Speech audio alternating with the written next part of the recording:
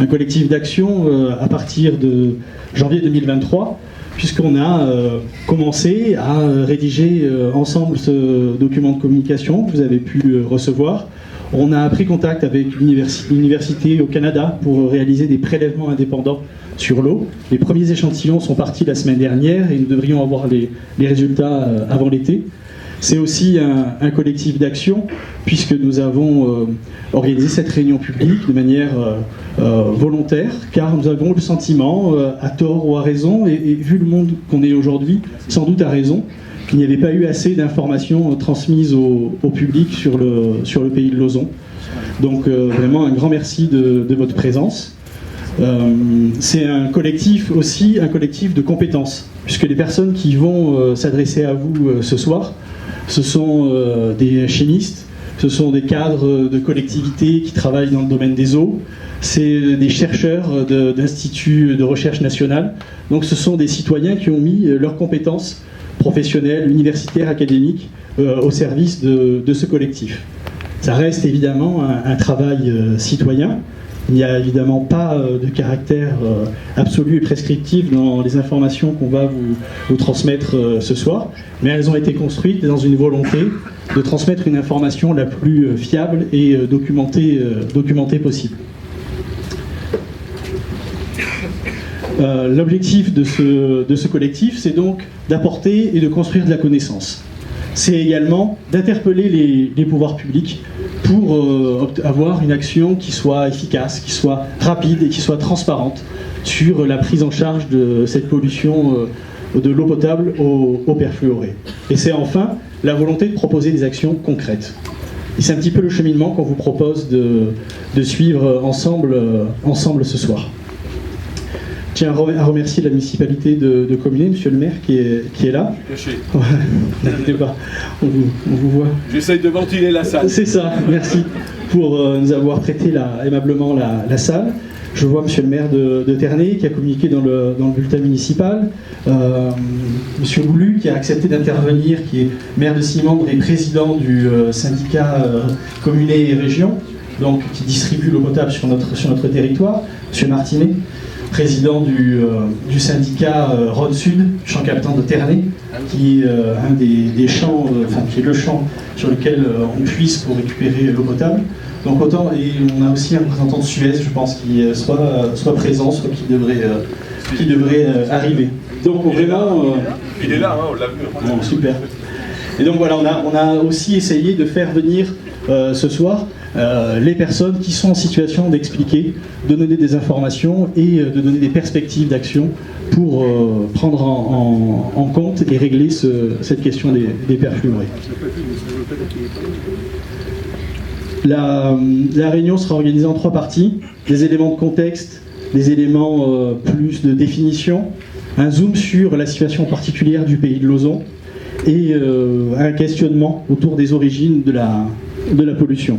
Une partie 2 qui sera davantage tournée sur les actions qui sont d'ores et déjà mises en œuvre ou qui sont programmées, et notamment avec les interventions des syndicats des eaux sur cette partie. Et puis enfin, une 3e partie plus ouverte sur les perspectives d'action que le collectif envisage de mener. Je vais introduire maintenant un personnage un peu particulier, Louis Delon, que vous avez peut-être déjà croisé, que vous avez peut-être rencontré. Louis Delon est maraîcher en bio, mais c'est aussi un ancien chercheur chimiste, c'est aussi un ancien dirigeant d'entreprise qui travaillait sur l'analyse des produits chimiques, et donc c'est à ce moment-là qu'il a croisé la route des PFAS. Et donc quand le sujet est revenu sur l'actualité, ça l'a un petit peu sorti des champs, dirons-nous. Et il a donc entrepris de lire toute une série de revues scientifiques, de rapports, et pour fonder un point de vue sur la situation qu'on vous propose de partager ensemble ce soir. On vous a distribué des petits post-it de couleur. Vous les avez à peu près, je pense, tous. Peut-être qu'à la fin, on n'en avait plus, on est désolé. Les personnes qui viennent ici ce soir, avec très peu d'informations sur le sujet, j'aimerais bien que vous leviez le post-it jaune.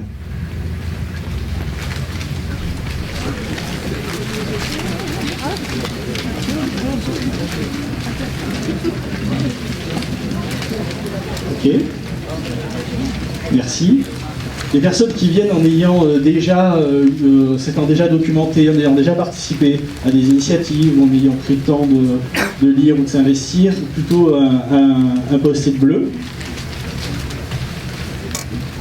Oui, on a aussi un public éclairé sur le sujet ce soir. Et pour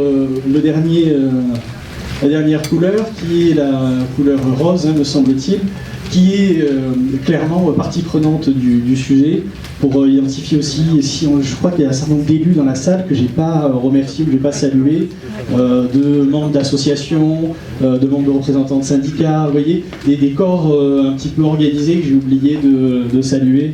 Ça me permet de m'excuser et de vous remercier de votre présence. Je vais passer la parole à Louis pour cette partie. Vous pouvez l'applaudir pour lui donner un peu de courage.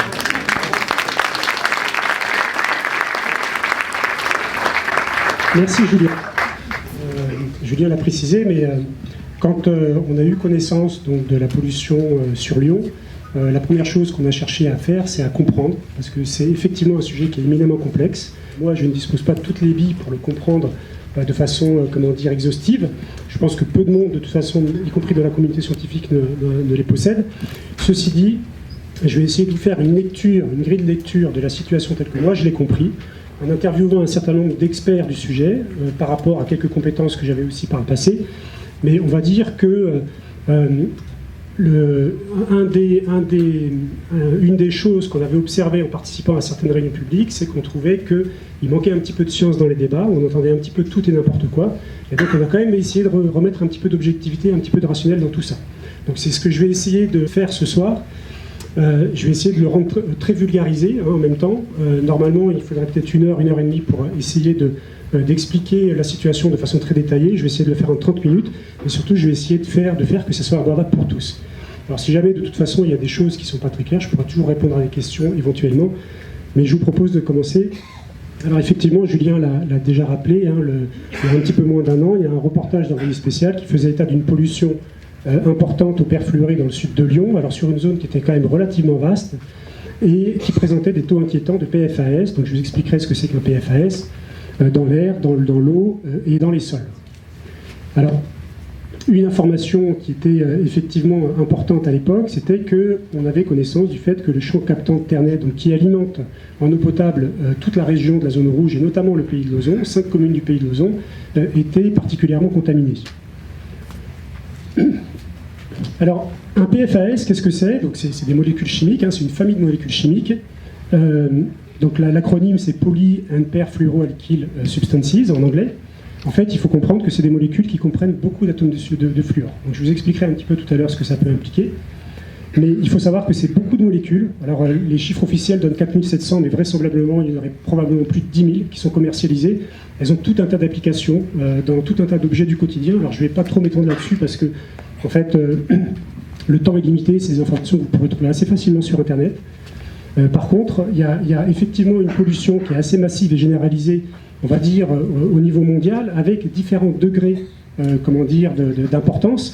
Et dans les sites où on a trouvé les pollutions les plus fortes, en fait, il y a deux types de sites principaux qui sont prédominants. C'est les sites où on a des sites d'entraînement à l'extinction des feux liquides, donc les feux d'hydrocarbures. Et là, on va trouver les bases militaires, les aéroports, etc.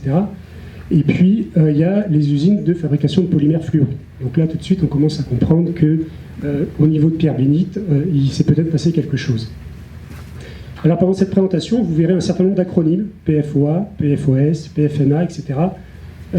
J'essaierai de vous les expliquer, en tout cas de vous en donner une explication qui soit la plus compréhensible possible.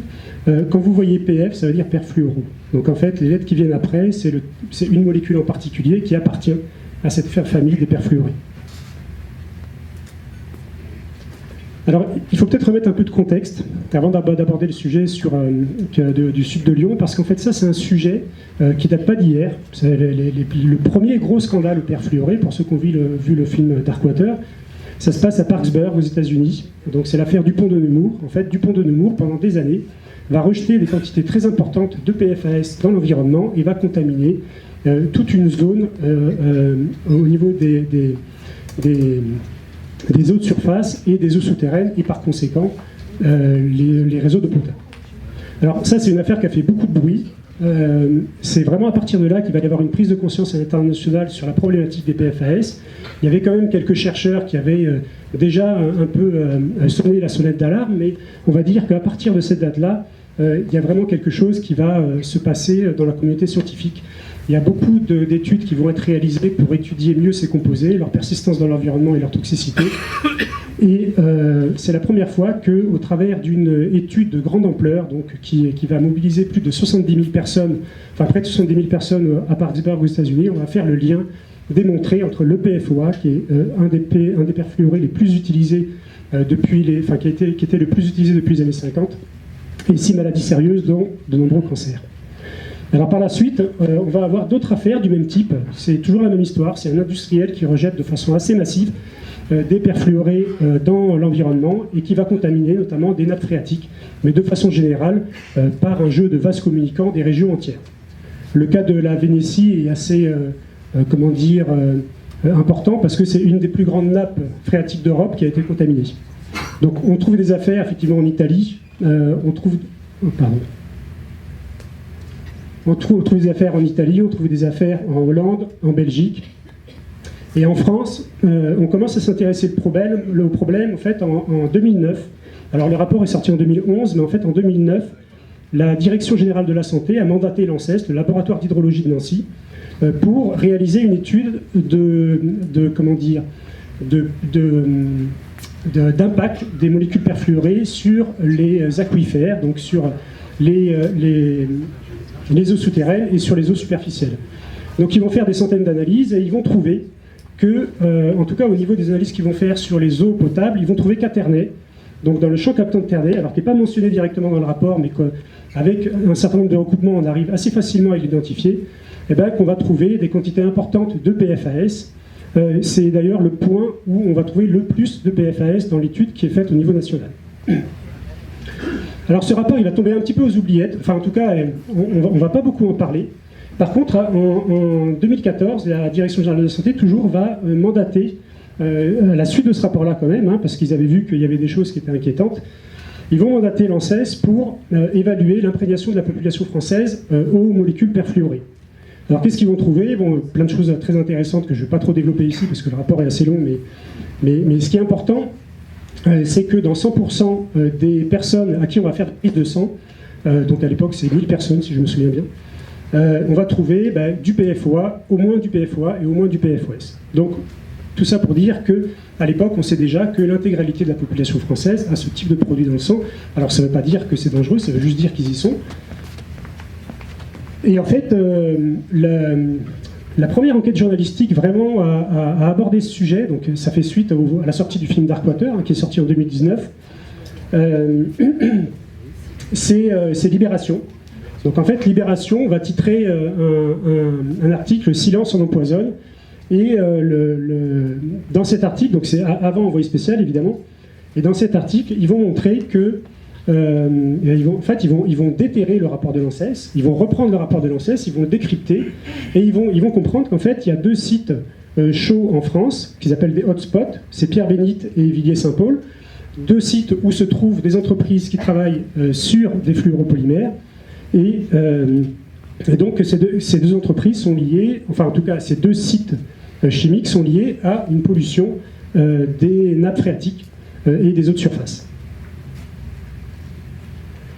Alors, les molécules perfluorées, là, je vais essayer de vous expliquer ce que c'est.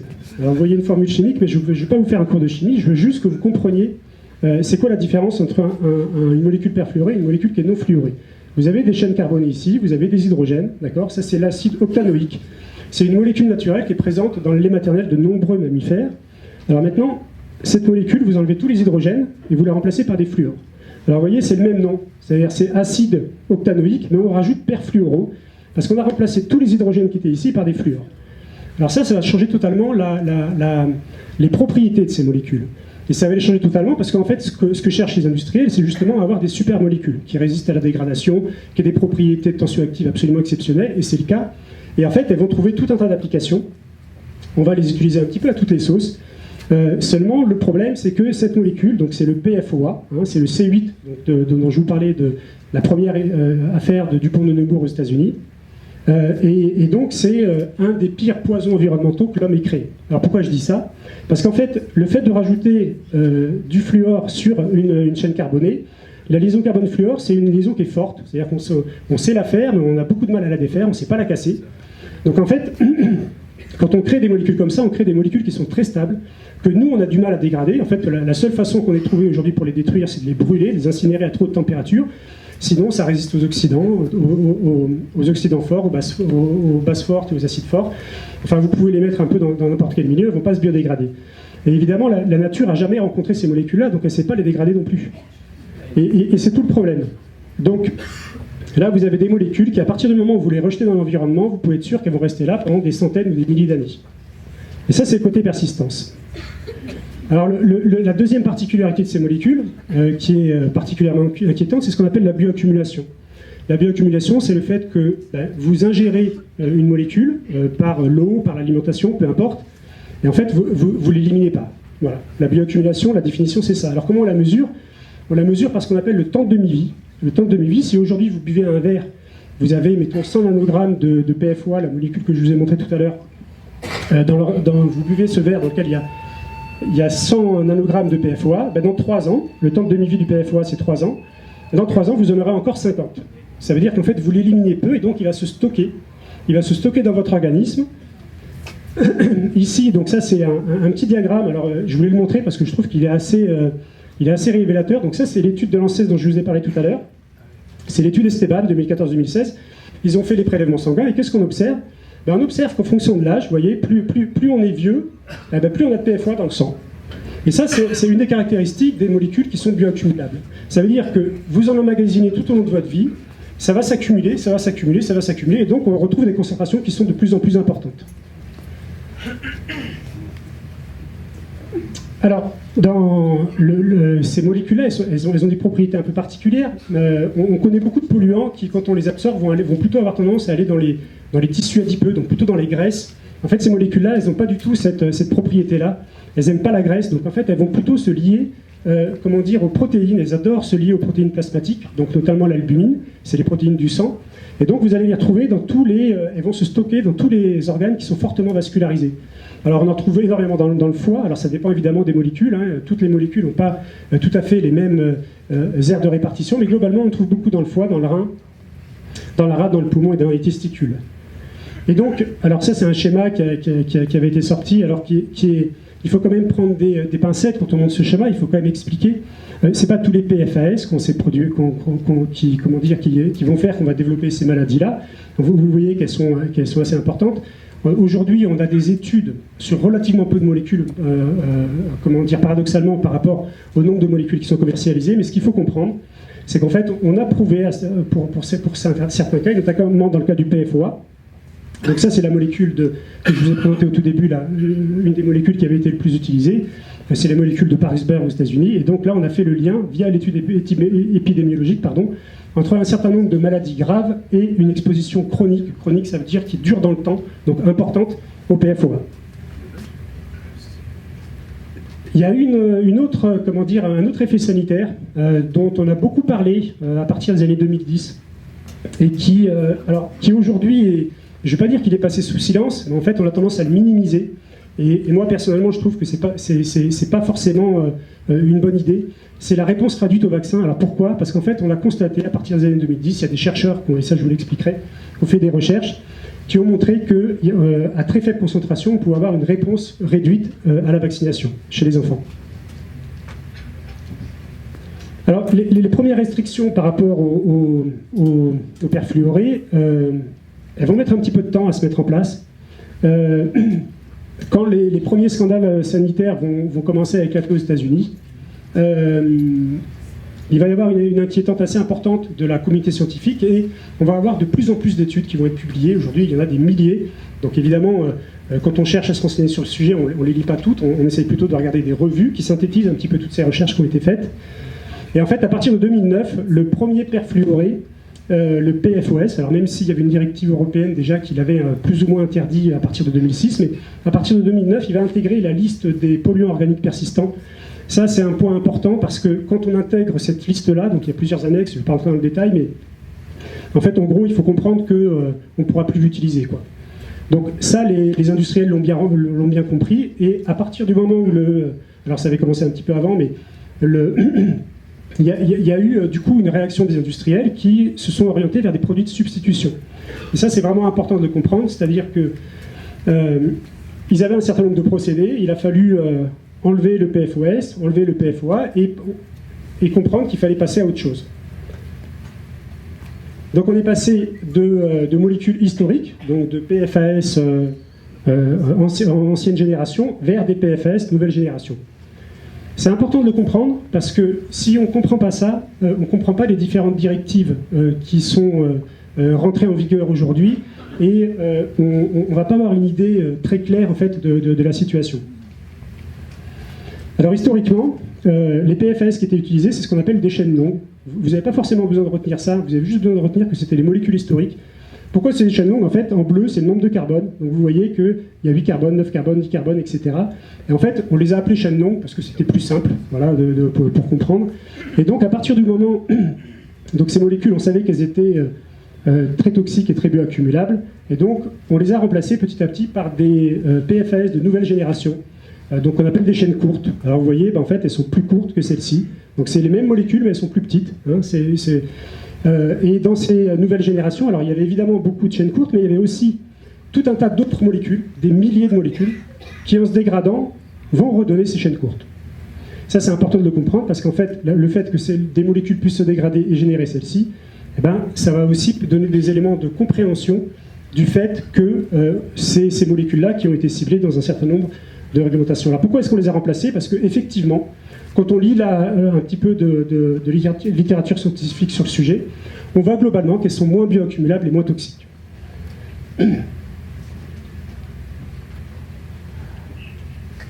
Alors il y a quand même une notion importante, et là je vous ai parlé de toxicité et d'accumulation, mais par contre elles sont toutes persistantes. C'est-à-dire que vous prenez les anciennes générations ici, ou les nouvelles générations ici, vous ne les casserez pas. C'est la même chose, à partir du moment où vous les rejetez dans l'environnement, elles vont y rester pour des années. La seule différence qu'il y a entre les deux, c'est que celles-ci, elles vont pouvoir migrer d'une matrice à l'autre, c'est-à-dire du sol vers l'eau, de l'eau vers l'air, etc. Et donc elles vont pouvoir se diffuser partout, et c'est pour ça qu'aujourd'hui, il y a des molécules qu'on retrouve chez les ours polaires du Groenland. Donc ça, c'est un sujet, si vous voulez, il y a deux sujets, il y a un sujet sanitaire, il y a un sujet environnemental, finalement. Alors, les directives sur l'eau, alors en France, elles sont arrivées tardivement, mais dans certains États européens ou américains, en fait, elles sont arrivées assez rapidement. Alors, elles étaient très disparates, c'est-à-dire il y avait des réglementations qui étaient plus ou moins, on va dire, conservatrices, d'autres qui étaient plus souples. Mais globalement, il y avait déjà quelques réglementations qui étaient en cours, principalement pour les deux molécules chaînes longues, donc historiques, qui étaient les plus utilisées, qui étaient le PFOA et le PFOS. Avec l'arrivée des produits de nouvelle génération, donc les produits de substitution, les chaînes courtes, dont je vous ai parlé tout à l'heure, les instances réglementaires ont commencé à se poser la question de savoir s'il ne fallait pas les intégrer aussi. Et ça a été un vrai sujet. Et donc en 2020, il y a une directive européenne sur l'eau potable qui est sortie, et qui a fixé une limite de 100 nanogrammes par litre pour la somme de 20 molécules perfluorées, je vous montrerai lesquelles, donc en termes de normes de qualité des eaux potables. Alors si vous vous souvenez de ce que je vous ai dit tout à l'heure déjà, quand je vous ai montré les 10 molécules du rapport de l'ANSES dans le champ captant de Ternay, on était déjà à 180, hein, et il n'y en avait que 10. Donc cette directive, elle a été transposée en droit français au 1er janvier 2023. Alors ça ne veut pas dire qu'elle va s'appliquer tout de suite, ça veut juste dire que d'un point de vue réglementaire, elle a été transposée. Et en fait, quand on regarde ces 20 molécules, vous voyez, il y a 14 molécules qui sont les molécules historiques, donc les chaînes longues, d'accord ? Donc en fait, dans la directive sur l'eau, on a dit, bon, sur les 20, on va en mettre 14 qui sont les chaînes longues, celles qu'on a beaucoup rejetées par le passé, qui le sont beaucoup moins maintenant. Et puis on va inclure les 6 molécules chaînes courtes, c'est-à-dire celles qui sont issues soit de la dégradation des produits de nouvelle génération, soit des produits de génération eux-mêmes. Donc vous voyez que sur ces 20 molécules, on trouve un mélange des deux, les anciennes et les nouvelles. Alors, ce qui est quand même important de noter, c'est que ce n'est pas une valeur toxicologique, hein, la valeur de 100 nanogrammes par litre. C'est une norme de qualité. C'est une norme de qualité de l'eau, c'est pas tout à fait la même chose. Alors là, on arrive maintenant au sujet qui va vous intéresser. Je suis désolé, l'introduction était un peu longue, mais je pense que c'était important de poser un peu le contexte, d'arriver à comprendre un petit peu comment est-ce qu'on prend des décisions au niveau réglementaire pour limiter un certain nombre de toxiques dans l'environnement et dans les eaux courantes. Et donc, suite au reportage d'Envoyé spécial, il y a France 3 qui a publié une carte et qui a montré qu'il y avait 3 zones qui étaient touchées par la contamination dans les eaux du robinet. La zone rouge, ici, donc, dont on fait partie, une zone orange et une zone jaune avec différentes concentrations qu'on allait retrouver dans les eaux potables. Donc l'enquête d'Envoyé spécial a montré une valeur de 230 nanogrammes par litre dans les eaux de la zone rouge, qui a été confirmée par l'ARS avec des valeurs qui sont similaires. Il faut juste savoir que l'équipe d'Envoyé spécial a fait appel à un spécialiste du sujet pour l'analyse des molécules perfluorées, tandis que l'ARS a des laboratoires qui ont des limites de détection qui sont bien moins bonnes. Pardon. Donc, ça peut expliquer en partie la différence des données qu'on trouve. Alors, du coup, ce qu'on comprend assez facilement, c'est que on est 2 fois la norme applicable française dans l'eau, puisqu'elle est fixée à 100 nanogrammes par litre, et pourtant, l'ARS ne pose pas de contre-indication dans la consommation de l'eau du robinet. Je dois dire que c'est un peu ça qui nous a posé question au début. On s'est dit comment se fait-il qu'on double la concentration admissible qui a été validé par une instance réglementaire, et pourquoi est-ce qu'on ne met pas de mesures de restriction, ou en tout cas un certain nombre de préconisations. Alors, c'est ce que je vais essayer de vous expliquer ici. La position de l'ARS, c'est de dire, effectivement, vous dépassez le seuil, mais dans les eaux de Communet, enfin dans les eaux de Ternay, pardon, du champ captant de Ternay, parce que là, on touche quand même une zone qui est plus large que Communet, vous avez 90% de chaînes courtes et 10% de chaînes longues. Donc vous vous souvenez, chaînes courtes, moins toxiques, moins bioaccumulables, chaînes longues, plus toxiques, plus bioaccumulables. Et c'est vrai, quand on regarde l'ensemble des molécules qui sont dans les eaux du champ captant de Ternay, c'est bien ce rapport qu'on a. Enfin, l'ARS n'a pas dit qu'il y avait ce rapport-là, ça c'est moi qui l'ai calculé. Et notamment parmi le composé majoritaire, c'est-à-dire qu'en gros vous avez 8 produits au total ici qu'on va trouver, vous avez une molécule en particulier qui fait 40 à 50% de la pollution.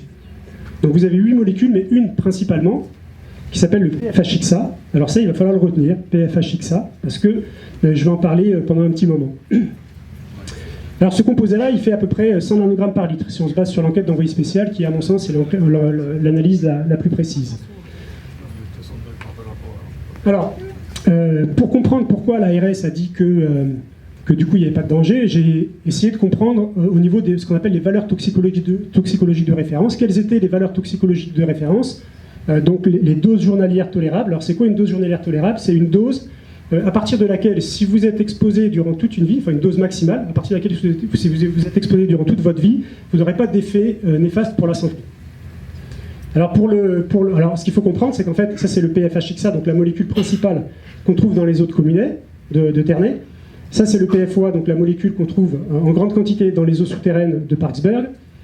Et vous voyez que plus c'est important, finalement, moins c'est toxique. Alors c'est un peu contre-intuitif, mais ça veut dire que la dose que vous pouvez accepter par votre organisme, elle est plus importante que la dose que vous pouvez accepter sans effet sanitaire pour le PFOA. Et en fait, le rapport entre les deux, c'est 10 000. C'est-à-dire qu'on considère, par rapport aux valeurs toxicologiques de référence, que le PFOA à la chaîne longue est 10 000 fois le plus toxique que le PFHXA à la chaîne courte qu'on retrouve dans les eaux de Ternay, majoritairement à 50%. Alors l'autre notion importante, et je reviens sur la bioaccumulation, c'est pour ça que j'ai essayé de vous expliquer ce que c'était la bioaccumulation, c'est la même chose, c'est-à-dire que le PFOA, je me répète, mais vous en prenez 100 dans un verre d'eau aujourd'hui, dans 3 ans vous en avez encore 50. Donc on a aussi le temps de demi-vie, donc du PFHXA c'est 30 jours, le temps de demi-vie dans l'organisme du PFOA c'est 3 ans. Donc vous voyez que il y a un produit qui est le PFHXA, une petite molécule, donc un produit de nouvelle génération qui s'élimine mieux, on arrive mieux à le faire sortir de l'organisme, donc il va moins s'accumuler. Le deuxième diagramme que je voulais vous montrer quand même, et je pense que c'est important, ici vous avez les grands scandales de pollution de l'eau donc aux États-Unis, en Hollande et en Italie dont je vous ai parlé tout à l'heure. Vous voyez que ce qu'on trouve dans l'eau à Parksburg, à Dordrecht, en Vénétie, Alors, c'est difficile de trouver un chiffre en fait, exact, parce qu'en fait, en fonction des puits dans lesquels on prélève, on va trouver des valeurs qui sont différentes, mais on va dire j'ai cherché à prendre une valeur moyenne. On sait que dans les eaux en Vénétie, par exemple, ça pouvait monter jusqu'à 20 000 microgrammes. Donc, j'ai essayé de trouver des valeurs qui soient les plus représentatives. Mais vous voyez encore ici, alors là j'ai mis ce qu'on trouve d'Internet. Donc, alors, tout à l'heure je vous ai montré le PFHXA qui est la chaîne courte, nouvelle génération. Là j'ai mis par contre les 10%, c'est-à-dire les 10% qu'on trouve dans l'eau de Ternay, qui sont les chaînes longues les plus toxiques et les plus bioaccumulables. Ben là encore, qu'est-ce qu'on voit? On voit effectivement qu'on est bien en dessous de l'ordre de 50 à 100 fois en concentration par rapport au grand scandale donc dans les eaux potables de ce qu'on trouvait en PFOA. Alors là j'ai mis le PFOA plus les autres, parce qu'en fait, globalement, quand on parle de chaînes longues, alors ils n'ont pas toutes les mêmes toxicologies, ils n'ont pas toutes les mêmes propriétés, mais on a tendance à vouloir les regrouper parce qu'on sait qu'il y a des effets similaires. Alors, tout ça, oui, c'est plutôt rassurant. Maintenant, j'ai envie de dire, tout dépend où est-ce qu'on met le curseur.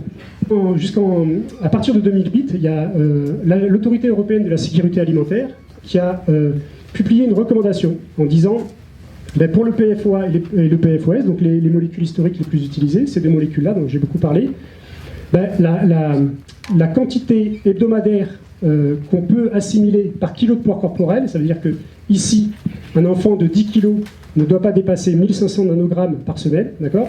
Ici, 15 000 nanogrammes par semaine, ici fait 10 kg, ok? Elle était de cet ordre-là. On peut penser que c'est plutôt rassurant d'ailleurs, parce que quand on regarde les quantités de ce qu'on trouve dans les eaux de Communet, on est sans commune mesure avec ce genre de chiffres. Alors par contre en 2020, et là ça a surpris un peu tout le monde, enfin ça a surpris un peu tout le monde, pas trop la communauté scientifique, parce qu'eux ils avaient déjà des études, mais on a divisé par 400 cette valeur, c'est-à-dire qu'on est passé de 1650 à 4,4 nanogrammes par kilo de poids corporel et par semaine. Et on ne s'est pas uniquement focalisé sur le PFOA et le PFOS, comme ce qu'on avait là, mais on a intégré le PFNA et le PFHXS, qui sont aussi des molécules longues, donc les molécules historiques, les plus toxiques, les plus dangereuses. Alors pourquoi est-ce qu'on est passé de 1600 à 4 ? Comment se fait-il que la réglementation évolue si rapidement et pourquoi ? Quelles étaient les raisons qui ont poussé les agences à publier ça ? En fait, c'est une étude, la première étude, alors il y en a eu bien d'autres après, mais la première étude, c'est l'étude d'un chercheur de Harvard, donc, qui s'appelle Philippe Grandjean, qui a publié une première étude. Alors, il y avait eu des études sur animal avant, mais c'est la première étude sur l'homme où on montre qu'une exposition aux chaînes longues, donc aux anciennes molécules, à très faible dose, pouvait avoir un effet immunotoxique chez les enfants, chez les jeunes enfants et chez les femmes enceintes, en tout cas chez le fœtus. Ça a fait un peu, elle a fait beaucoup parler d'elle, cette étude, parce que pour la première fois, on comprenait que même des expositions très faibles pouvaient induire des effets toxiques chez l'enfant. Donc, ce qu'il a montré dans cette première étude, c'est qu'en fait, il observait une baisse significative. Donc, il a étudié des gamins qui étaient dans les îles Féroé, donc qui étaient, alors de mémoire 600, qui consommaient beaucoup de poissons. Je vous montrerai tout à l'heure probablement pourquoi ils ont choisi cette étude-là. Et ils ont constaté une baisse significative de la quantité d'anticorps dans l'organisme. Donc là, c'était en l'occurrence pour la vaccination contre la diphtérie et le tétanos. Comment est-ce que... alors, j'ai mis conclusion de l'étude, mais ce n'est pas vraiment la conclusion de l'étude, ça c'est plutôt la conclusion de l'EFSA. Ensuite, donc, ils ont dit, voilà, à partir de telle concentration, on commence à observer un effet. Donc on va dire que cette concentration, c'est la valeur seuil. Mais ça, c'est une concentration dans le sang. Donc ils ont fait plein de prélèvements de sang chez les enfants, et ils ont vu à partir de quelle concentration on commençait à avoir un effet de façon statistique. Ça a mené, ils ont dit, ils ont fait tourner des modèles, ce qu'on appelle des modèles, de toxicocinétiques. Donc pour comprendre que pour arriver à pour rester en dessous de cette concentration, il ne fallait pas qu'un enfant absorbe plus de 4 nanogrammes par kilo de poids corporel et par semaine durant son enfance. Donc, si on applique cette règle à l'eau des communes de l'ozone, donc là vous avez les 90% des petites molécules, les 10% des molécules plus grosses. Alors ici, c'est l'ARS qui nous donne ce chiffre, j'ai pris le chiffre maximal, ça oscille entre 20 et 39 nanogrammes par litre, selon les analyses qui sont faites. Mais ça veut dire que pour un bébé qui fait 10 kg, il ne faut pas qu'il boive, si on suit la recommandation de l'EFSA, il ne faut pas qu'il boive plus de 1 litre par semaine. C'est cet ordre de grandeur-là. Alors il faut quand même avoir en tête que en général, l'eau n'est pas le seul vecteur de contamination. Il est même souvent plutôt minoritaire. Dans les informations que j'ai pu trouver au sein des différents rapports, on peut osciller entre... On estime que l'apport des PFAS par l'eau, c'est entre 5 et 20%. Voilà.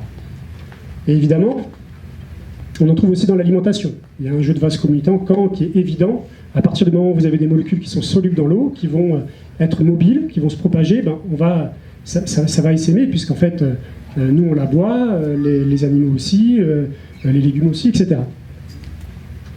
Alors, qu'est-ce que va faire l'Europe entre 2016 et 2020? Ils vont analyser des milliers d'échantillons à l'échelle européenne. Alors, c'est des échantillons alimentaires, hein, donc de la viande, des œufs, du poisson, etc. Et ils vont rechercher dans tous ces aliments les 4 molécules les plus préoccupantes, qui sont des chaînes longues, donc les molécules historiques. Et qu'est-ce qu'ils vont trouver? Donc, le centile 95, c'est en fait une valeur qui dit 95% des échantillons qu'on a analysés sont en dessous de cette valeur, et 5% sont au-dessus. Donc, en fait, ils ont vu que, par exemple, dans les légumes, on en retrouvait, pour 95% des échantillons, 50 nanogrammes par kilo, et puis par contre, dans les anchois, on en trouvait 39 000 nanogrammes par kilo. Bon, ça, c'est la bioaccumulation dont je vous ai parlé tout à l'heure. Hein. Les poissons accumulent énormément de PFAS. D'ailleurs, dans les personnes qui sont les plus exposées, il y a souvent les pêcheurs d'eau douce, parce qu'ils consomment beaucoup de poissons, et les poissons, on sait qu'ils ont tendance à l'accumuler énormément.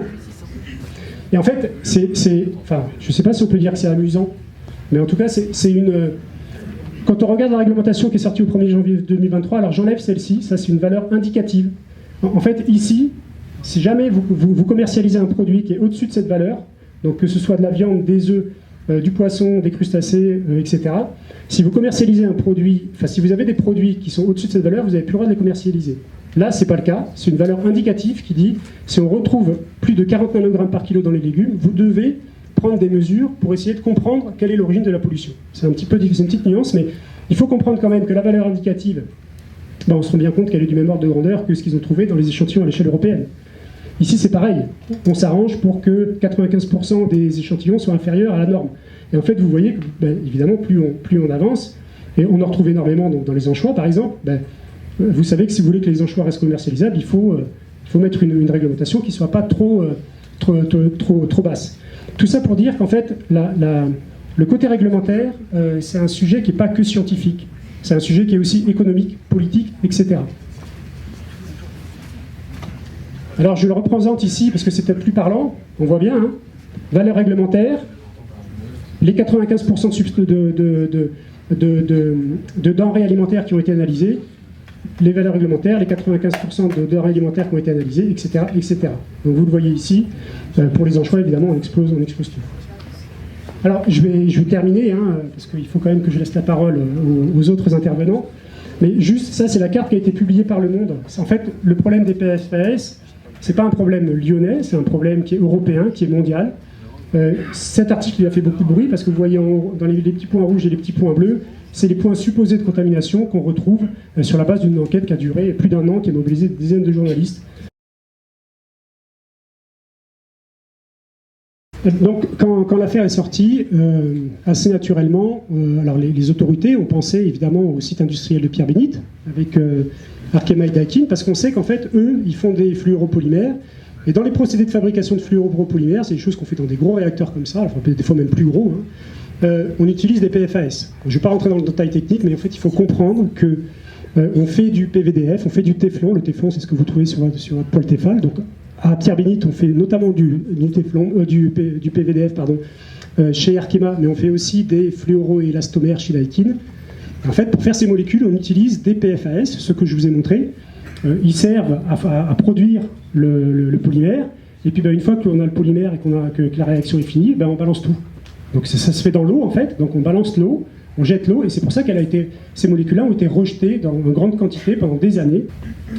Et puis il y a aussi un autre, événement qu'on ne peut pas occulter, qui est l'incendie du port Édouard Herriot en 1987. Alors je vous ai dit tout à l'heure qu'en fait les PFAS étaient très utilisés dans les mousses anti-incendie, et c'est vrai. Donc pour les incendies d'hydrocarbures, ça a été un incendie d'hydrocarbures. Ils ont essayé d'éteindre le feu pendant 2 jours. Donc pendant 2 jours, ils ont balancé plein d'eau mélangée à des PFAS, pour éteindre le feu. Alors ça, quelles conséquences ça a eu? Ça s'est infiltré dans les nappes et ça a contaminé les nappes sous le port. Donc aujourd'hui, on a 3 points, enfin 2 points, on va dire, parce que Arkema et Daikin sont vraiment juste à côté. Mais 2 points dont on sait qu'ils sont pollués, quand on regarde les analyses de la nappe phréatique. Le premier, c'est celui d'Arkema et Daikin, et le deuxième, c'est celui du port Édouard Herriot. Alors le port Édouard Herriot est très pollué. La nappe du port Édouard Herriot est très polluée. Quand j'ai envoyé les informations donc, au professeur Sauvé, qui est le spécialiste, c'est une pointure mondiale dans l'analyse des PFAS, quand il a vu les concentrations dans le port Édouard Herriot, il a failli faire une attaque. Excusez-moi, il y a aussi eu l'incendie à Faisin. Oui, il y a eu l'incendie à Faisin en 65, si je me souviens bien. Alors, 66. Alors, de ce que j'ai pu trouver comme information, les perfluorés ont commencé à être utilisés dans les mousses anti-incendie à partir de 65. Vraisemblablement, en regardant les analyses, parce qu'on a les analyses de ce qu'il y a sous la nappe de Faisin, a priori, il n'y a pas de, on trouve dans les concentrations dans lesquelles on trouve pas de PFAS qui pourrait supposer qu'il y a eu une contamination massive par cet incendie-là le jour de l'explosion de Faisin. Après, ça demande plus d'investigation. C'est juste, une opinion. Oui. Donc, en fait, ce qui est important pour comprendre l'origine de la pollution au niveau du champ captant de Ternay, d'abord, c'est de comprendre quel est le réseau de nappes souterraines. Donc, on sait que la nappe d'Arkema est polluée, on sait que la nappe du port Édouard Herriot est polluée, très polluée même. Je reviendrai, je vous montrerai un petit peu tout à l'heure les quelques signatures qu'on peut trouver. Et on sait que l'eau du champ captant de Ternay est 2 fois au-dessus de la norme, de la nouvelle norme. Alors, c'est un sujet qui est très complexe. Arriver à établir une chaîne de responsabilité, moi je ne suis pas compétent pour le faire, je peux juste vous donner mon point de vue par rapport à ce que j'ai compris de la situation. J'ai aussi un point de vue un peu chimique quand même, de chimiste, parce que du coup là, on va rentrer dans une notion davantage axée sur ce sujet-là. Mais on a interrogé donc, des hydrogéologues, et les hydrogéologues nous ont bien confirmé que ces 2 nappes-là sont bien connectées à la nappe de Ternay. Alors quelles sont les communications qu'il y a entre les deux? Ça reste une question, pardon. Mais en tout cas, on sait que c'est la même nappe. Donc on sait que, si vous voulez, je vais revenir après pour vous l'expliquer, mais il y a une nappe qui est polluée en connexion, donc, et si la pollution de la nappe, c'est plutôt la pollution historique en fait, de ce site-là. Et puis on a des rejets dans le Rhône qui continuent aujourd'hui, donc avec le 6.2 FTS. Je ne vais pas rentrer dans le détail de ce que c'est, je vous expliquerai juste en quoi ça peut se dégrader, qui sont maintenant de 70 kg par mois à peu près. Non, 340 kg par mois, reconnu par un. C'était avant, depuis ce mois-ci je voulais dire. Oui. En fait, donc on avait 300 kg effectivement avant l'arrêté préfectoral, mais il y a un arrêté préfectoral donc, qui est rentré en place en 2022 et qui a demandé à Arkema de limiter ses rejets dans le Rhône. Et donc aujourd'hui, on est passé de 300 à 70 kg. En tout cas, sur la base des échanges que j'ai pu avoir avec des hydrogéologues, les échanges entre la nappe et le Rhône sur ce tronçon ne sont pas bien connus, mais peut-être qu'il y a des spécialistes qui pourront me contredire là-dessus. Mais en tout cas, ce qui est sûr, c'est que potentiellement, on a une pollution qui peut venir à la fois des rejets de surface actuels d'Arkema et aussi des rejets, enfin en tout cas de la pollution historique qu'il y a dans les nappes sous les usines et sous le port Édouard Herriot. Alors juste pour comprendre comment ça fonctionne une nappe, c'est une nappe alluviale. En fait, Ternay, ici en champ captant, on prélève l'eau dans la nappe alluviale. Une nappe alluviale, c'est une nappe d'accompagnement, donc qui va border le fleuve ou la rivière, et il peut y avoir des échanges entre évidemment le fleuve et la rivière. Ça va dépendre à la fois de si on est en eau haute ou en eau basse, et ça peut dépendre aussi de la géologie du site. Donc j'ai pas vraiment plus d'informations que ça à vous communiquer là-dessus, mais ce qu'il faut comprendre, c'est que donc l'eau, voilà, elle est prélevée au niveau de terre directement dans la nappe, et on sait que la nappe, elle est connectée à la fois au Rhône et donc à la nappe qui est polluée au niveau du site industriel et du port. Alors là, et j'en terminerai là-dessus, après je pense que le sujet reste un peu plus léger, vous allez déjà avoir mal à la tête. Mais là c'est plutôt un regard de chimiste qui essaie de comprendre quelle peut être l'origine de la pollution dans les eaux de Ternay. Alors on sait donc qu'il y a eu l'incendie du port Édouard Herriot en 87. Alors le 6.2 FTAB, c'est un polyfluoré, c'est pas un perfluoré, mais c'est un polyfluoré, donc c'est un PFAS, 1987. On sait que ce produit-là, ça c'est les analyses qui ont été faites par les autorités sanitaires qu'il montre, on le retrouve en très grande quantité sous le port, donc dans la nappe. Il y a Arkema, donc ça c'est les informations qu'on trouve, qui sont accessibles sur le site de l'ARS, qui a utilisé le PFOA. Alors, c'est pas Arkema, hein. Là par contre c'est le site d'Arkema. De mémoire, c'était une autre entreprise, je me souviens plus le nom, mais ça je pense que les connaisseurs pourront nous le dire. Le 6.2 FTS entre 1976 et 2023, donc ça aussi c'est des données sans vraiment qu'on connaisse les quantités qui ont été utilisées pendant cette période-là. On connaît celles qui ont été utilisées à partir de 2017, ça de façon, enfin, en tout cas on sait quels sont les rejets actuels. Sur les rejets antérieurs, c'est plus obscur. En tout cas, c'est les données aussi que donne, je crois, l'ARS ou l'ADREAL, je ne sais plus, enfin un des deux.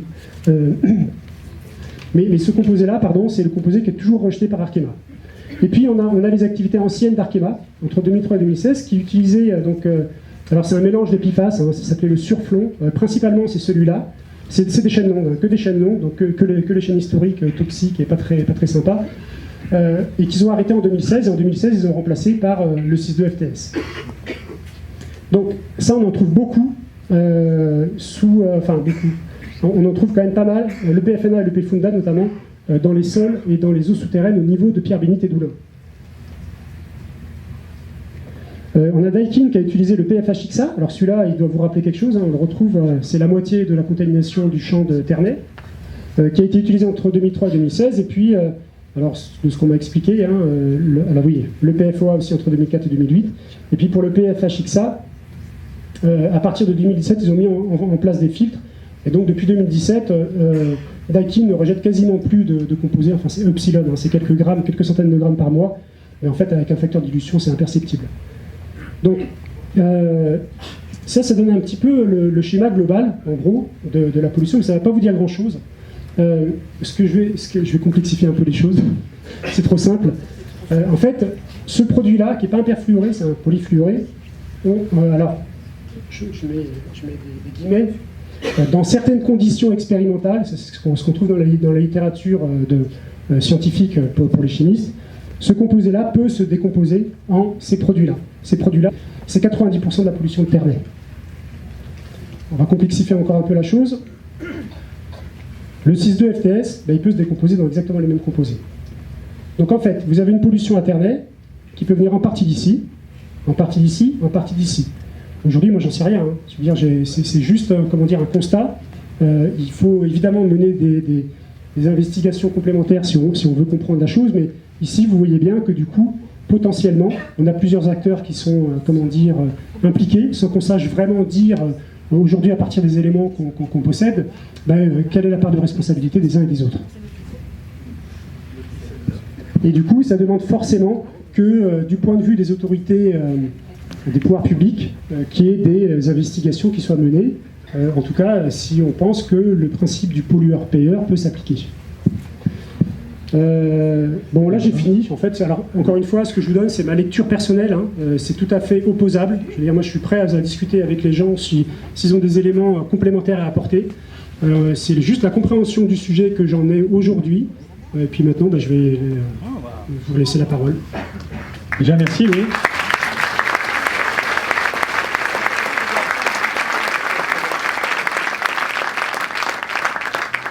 Écoutez, merci pour votre attention. J'espère que l'exposé de Louis a été éclairant. Il a peut-être généré un certain nombre de questions.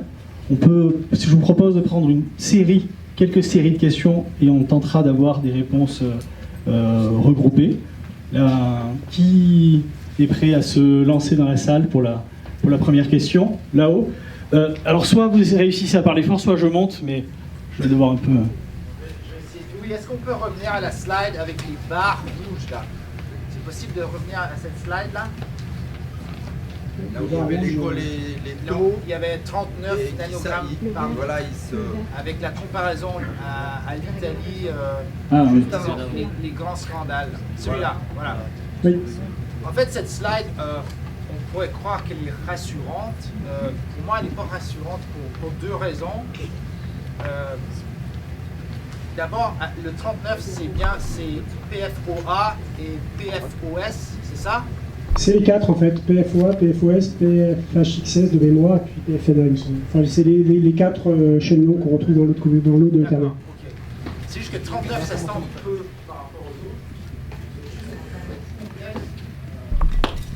États-Unis sont en train de passer actuellement à une recommandation, une réglementation à 4 pour le PFOA et le PFOS.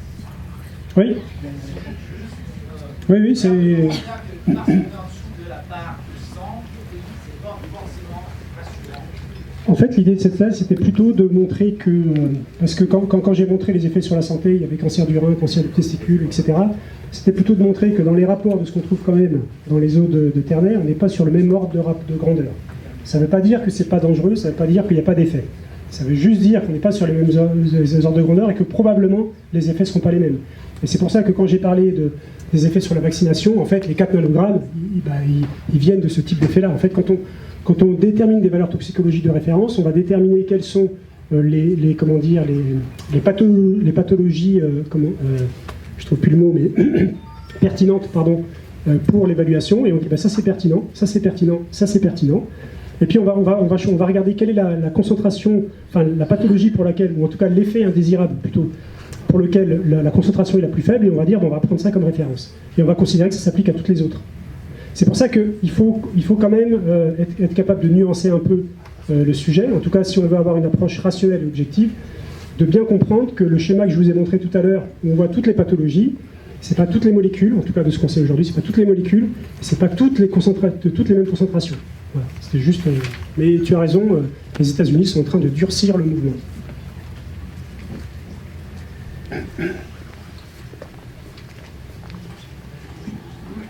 Bonjour.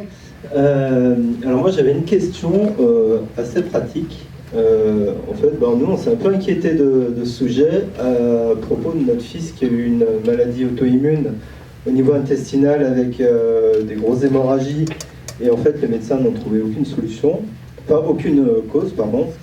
Et en fait, quand on a vu votre schéma là sur les risques d'inflammation du côlon, des inflammations hémorragiques, ça nous a fait tilt en fait. Donc on s'est empressé d'acheter un filtre pour mettre notre eau un peu plus saine, quoi, voilà. Et alors j'avais une question, c'était quel type de filtre est efficace pour filtrer les perfluorés. Alors, nous on a mis un filtre à charbon donc, sur l'arrivée d'eau froide de notre cuisine, donc un truc a priori performant. J'en venais à me dire que est-ce que c'est suffisant ou pas? Est-ce qu'il faut passer carrément à l'osmoseur qui, là, filtre tout, même trop. Voilà, en fait, c'était une... Je voulais savoir s'il y avait des gens qui... Je pense que c'est un sujet qu'on va aborder avec les intervenants, parce qu'en fait, voilà, ils sont aussi là pour nous expliquer quelles sont les solutions. Si vous voulez bien, peut-être on répondra à cette question. Oui. Bonsoir, Mathias Coty, maire de Ternay. Je voudrais d'abord vous remercier pour votre exposé clair, précis, synthétique. J'ai appris beaucoup de choses. Donc j'ai bien fait de venir, et je pense que peut-être je ne suis pas le seul. Enfin bon, je m'avance beaucoup. Hein. Donc j'ai appris beaucoup de choses, même en tant que maire. Je n'avais pas du tout toutes ces informations-là. Et puis il y a quelque chose que je voudrais souligner qui me paraît extrêmement important sur un sujet aussi préoccupant, aussi délicat, c'est la modestie scientifique dont vous faites preuve. Et vous l'avez dit, les résultats sont à prendre avec des pincettes. Et je suis bien d'accord avec vous. À un moment donné, vous avez des résultats qui étaient 200 nanogrammes par litre, et puis un autre qui était à 250, en disant c'est des labos différents. Je ne suis pas tout à fait sûr, c'est simplement l'intervalle d'incertitude. Parce qu'on mesure nanogrammes, vous comprenez bien qu'il y a des méthodes sophistiquées que je ne connais pas. Je ne veux même pas rentrer dans le détail, j'y comprendrai rien. Mais ce que je sais, c'est que l'intervalle d'incertitude, quand on mesure 100, c'est peut-être 140 ou c'est peut-être 60. Donc voilà, je crois que c'est important parce que ça fait longtemps que ça existe et on est au début.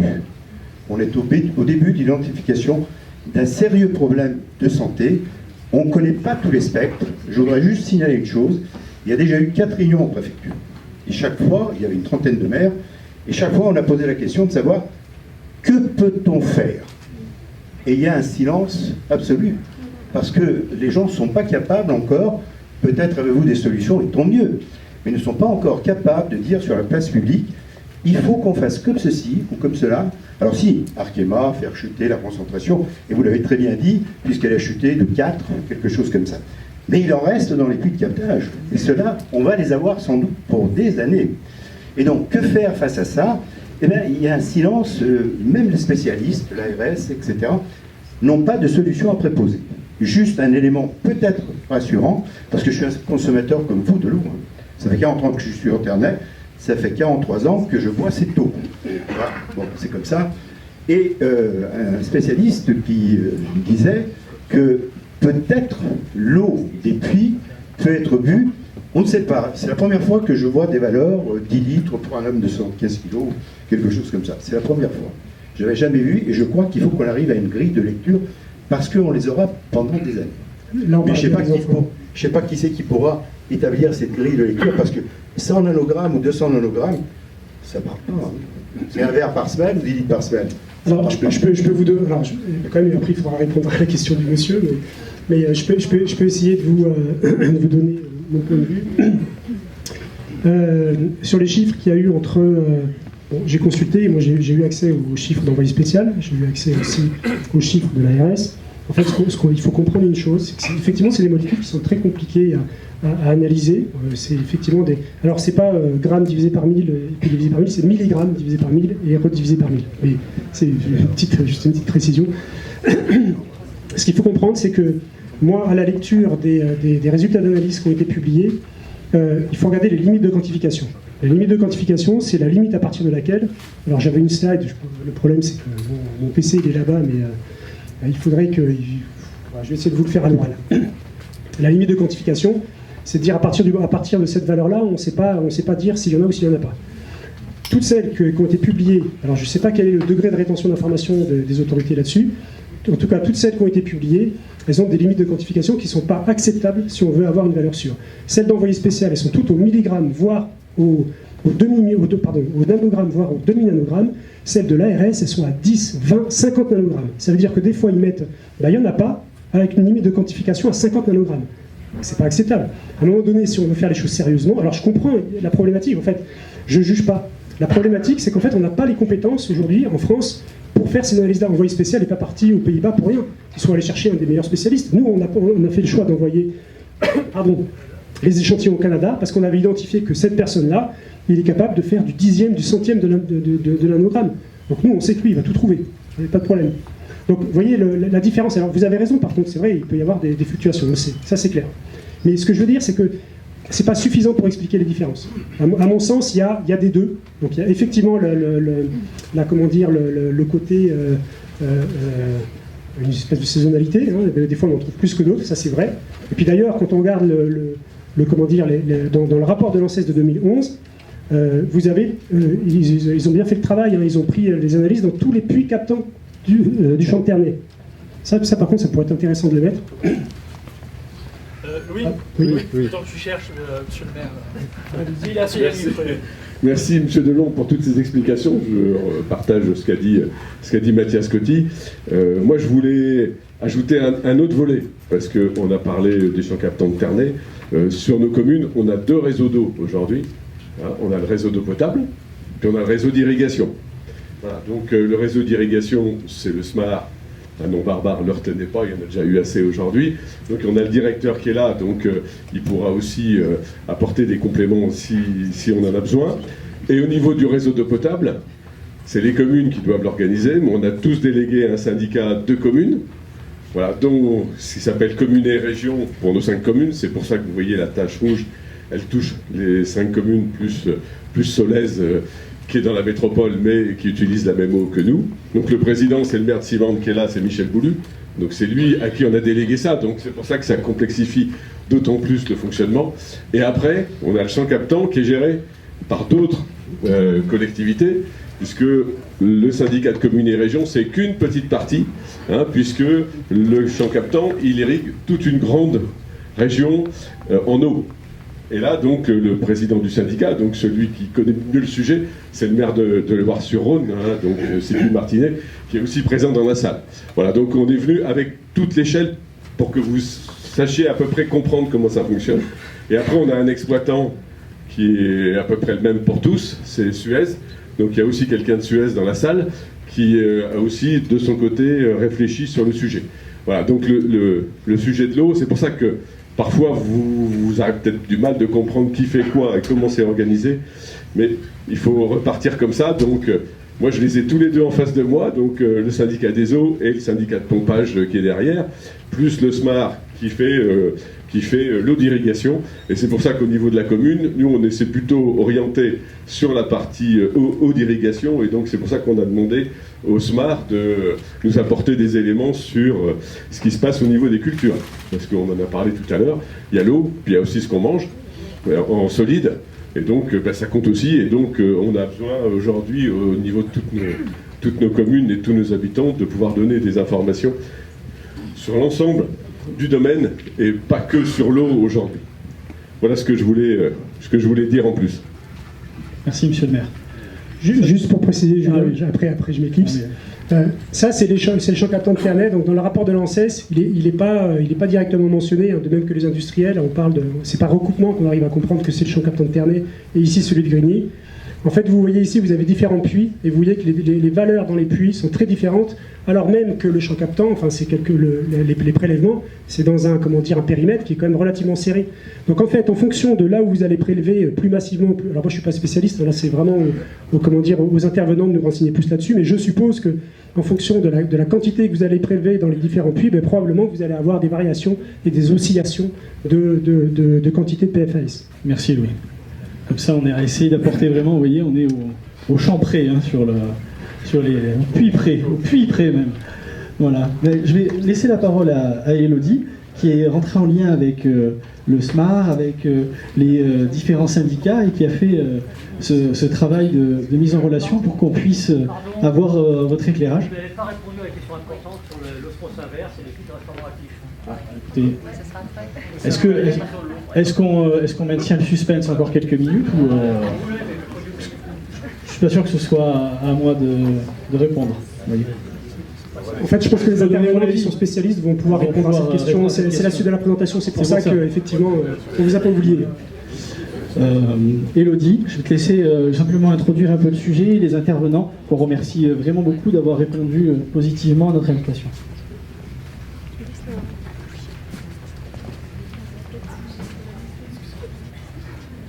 Merci. Donc bonsoir à tous. Donc l'objectif c'était... on n'est pas au bon endroit. Je voulais vous donner la recette de la salade viennaise. De la salade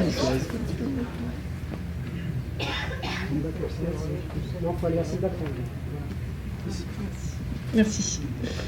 Donc en fait là on va ouvrir le chapitre plus, voilà, Louis vous a bien détaillé la problématique, maintenant plus de l'action en fait. Donc l'objectif c'était de vous montrer, en fait, on en a déjà un peu parlé, mais qui depuis la fameuse enquête journalistique d'envoyé spécial en mai 2022, il s'est passé quand même beaucoup de choses. Nos institutions sont mobilisées à différents niveaux en fait. Donc par exemple au niveau européen, il faut savoir qu'il y a un travail qui est en cours pour restreindre l'usage des PFAS. Et d'ailleurs, il y a depuis la semaine dernière une consultation publique qui a démarré où tout citoyen peut participer. Louis en a parlé de la réglementation sur les PFAS dans les denrées alimentaires qui est sortie aussi depuis. Alors c'est sorti depuis, mais bien sûr c'était des textes qui étaient en préparation déjà depuis longtemps. Enfin voilà, on a vu que c'est un sujet qui date pas d'hier.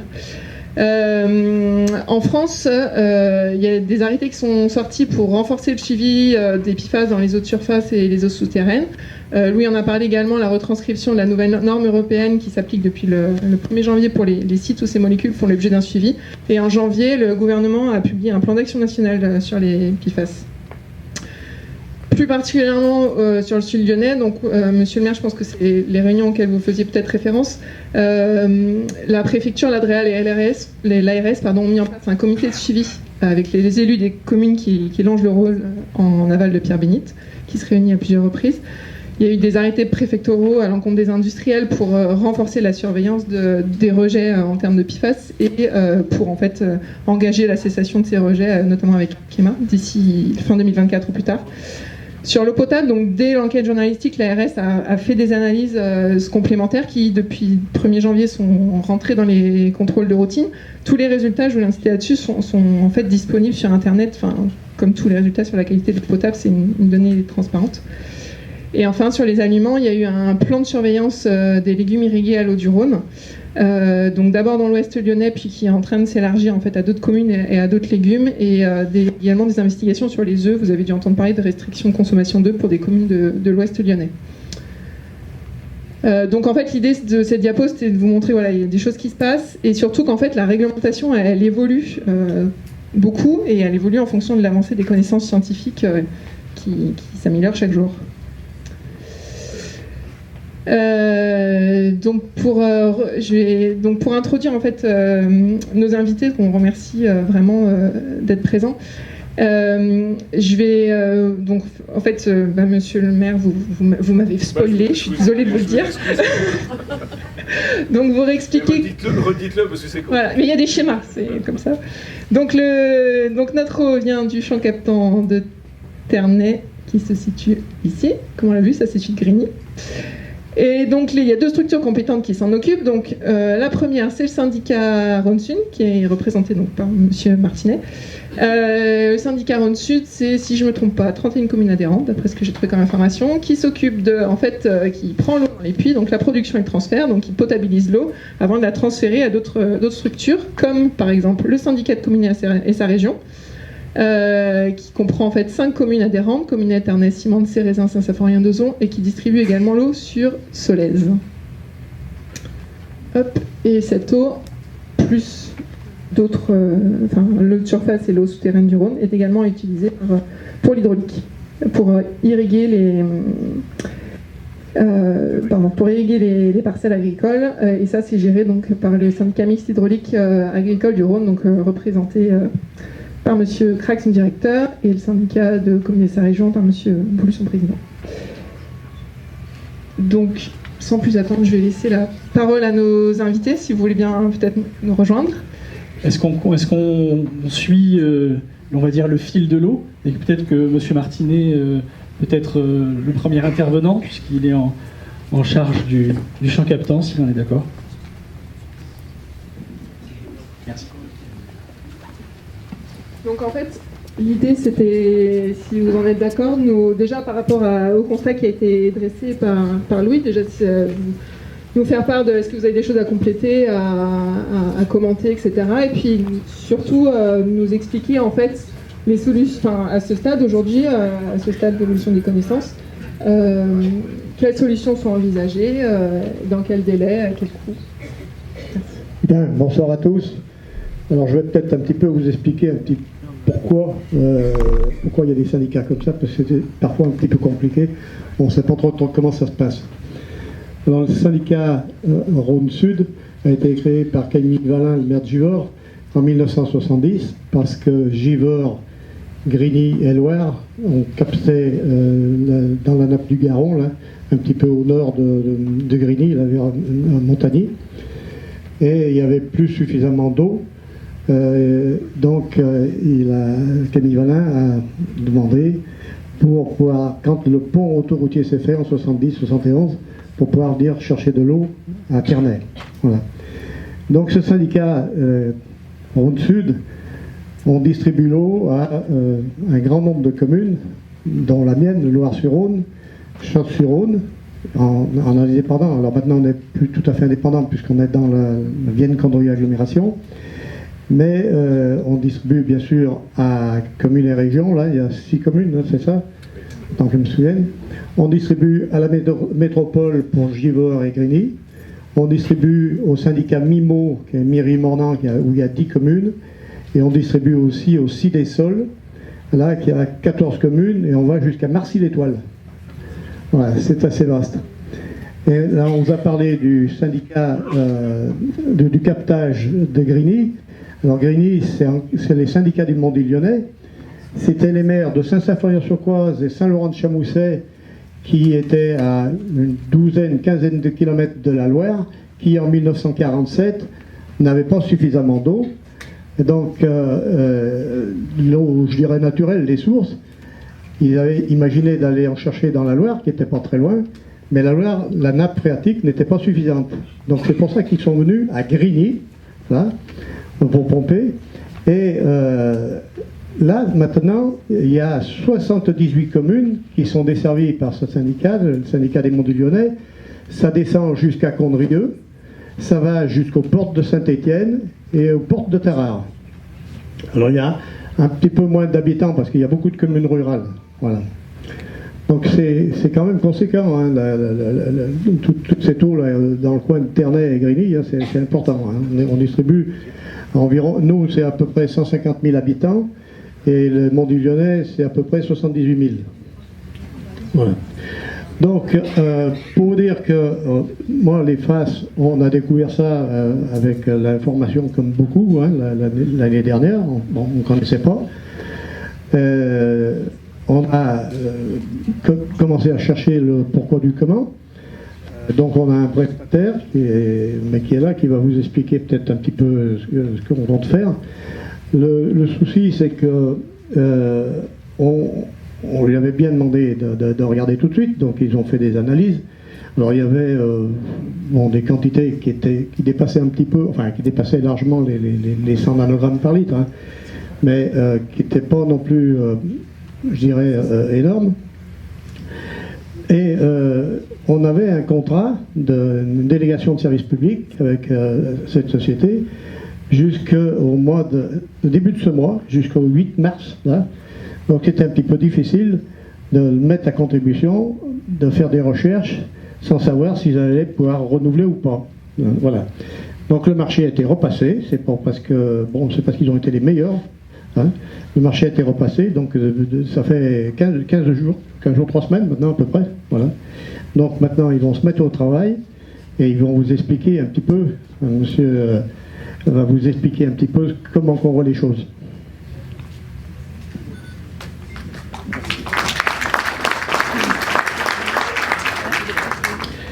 Alors avant de rentrer dans le concret du sujet des PFS, je veux juste expliquer comment fonctionne la gouvernance de l'eau potable en France.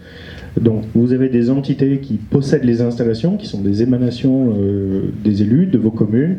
Et là, notamment, Guy représente le syndicat de production de Rhône Sud, propriétaire des installations, et qui a la charge de produire de l'eau pour le compte des usagers. En parallèle de ça, vous avez l'État, au travers de l'ARS, qui est l'organisme de tutelle de la santé publique, qui définit finalement si l'eau elle est potable ou non au regard de la réglementation qui a été publiée par les décrets, par les lois au niveau français. Donc l'ARS, c'est ça qui est important d'avoir en tête, c'est l'organisme de tutelle qui définit si l'eau elle est potable ou non potable au regard de la réglementation française. C'est pas le syndicat qui dit chez moi l'eau est potable ou elle est pas potable, et puis celui d'à côté applique une autre réglementation. Et puis, il y a un tiers qui est un exploitant qui fait fonctionner les installations, compétence qui peut être exercée en régie, c'est-à-dire par des employés qui sont du syndicat, de la collectivité, ou d'autres entreprises qui peuvent travailler pour le compte de la collectivité. C'est le cas du syndicat de Rhône Sud, où Suez exerce l'exploitation des usines pour le compte de la collectivité. Donc ça pose le cadre un peu réglementaire de comment ça fonctionne et qu'est-ce qui se passe fondamentalement au niveau de la production de Rhône Sud. Pour rentrer maintenant un peu plus précisément sur le sujet des PFAS, alors au mois de mai, c'est vrai quand les éléments là sont sortis, on a commencé à mettre en place un schéma d'analyse parce que bâtir une réflexion sans avoir de lecture analytique de ce qui se passe, c'est compliqué. Donc la première opération était constituée de l'élément analytique. Qu'est-ce qui se passe? Qu'est-ce qu'on retrouve dans l'eau? Et ça, c'est des choses qui ont été menées là, maintenant depuis 1 an, à une fréquence à peu près toutes les 15 jours. Donc on commence à avoir maintenant pas mal de résultats analytiques pour comprendre les comportements des PFAS et puis de savoir quelle est la quantité que l'on retrouve au niveau de l'eau potable. Aujourd'hui, l'ARS, et ça c'est le point qui est crucial, dit votre eau est potable. Elle est à la fois potable et il n'y a pas de restriction d'usage, c'est-à-dire vous pouvez vous doucher, faire la cuisine, la vaisselle, et il n'y a pas de restriction en termes de consommation. Ça veut dire que vous pouvez aussi la boire. Et je recommande à vous tous d'ailleurs, si vous voulez de l'information, d'aller sur le site de l'ARS sur les PFAS. Il est extrêmement complet, extrêmement détaillé, et là pour le coup vous avez les sachants de l'organisme de tutelle qui vous donne l'ensemble des informations connues en termes de PFAS. Une fois qu'on a posé ce cadre-là qui est réglementaire sur la potabilisation de l'eau, on peut ne pas se satisfaire de cette situation et le syndicat Rhône Sud a engagé des études notamment en termes de traitabilité. C'est-à-dire, on a connaissance que l'eau elle est potable, on a connaissance qu'il y a une norme qui va se mettre en place. Qu'est-ce qui va se passer en termes de traitabilité? Et ça va répondre entre autres à la question de monsieur, alors je ne sais plus qui était... C'était où? D'accord.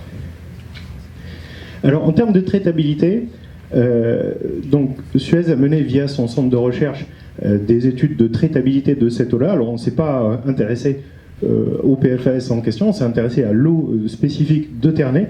Donc on a pris un volume d'échantillons qu'on a analysé au niveau du centre de recherche, et à partir de ça, on a imaginé quel était le process de traitement qu'on pouvait mettre en place pour répondre à la norme au regard de l'analytique que l'on a sur le secteur.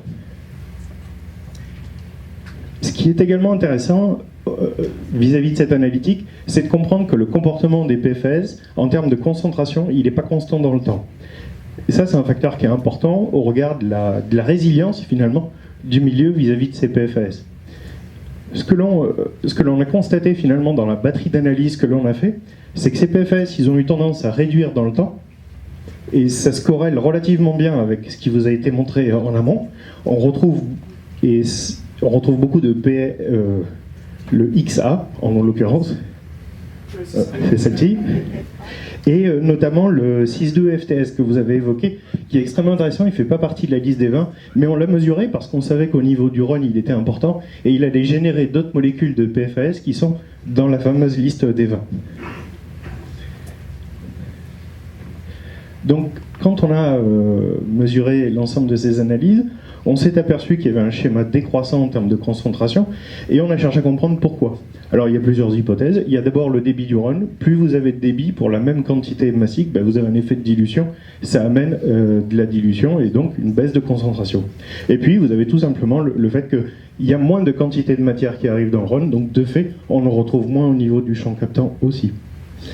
Autre élément qui était intéressant de voir dans cette analytique, c'est qu'on retrouvait du 6,2 FTS au niveau du Rhône, et qu'au niveau du champ captant, on ne le retrouvait plus. Parce qu'en fait, il s'était dégradé entre le moment où il était dans le Rhône et le moment où on le retrouvait à l'usine. Et ça, c'était important de l'avoir en tête vis-à-vis du comportement pour pouvoir le traiter ensuite.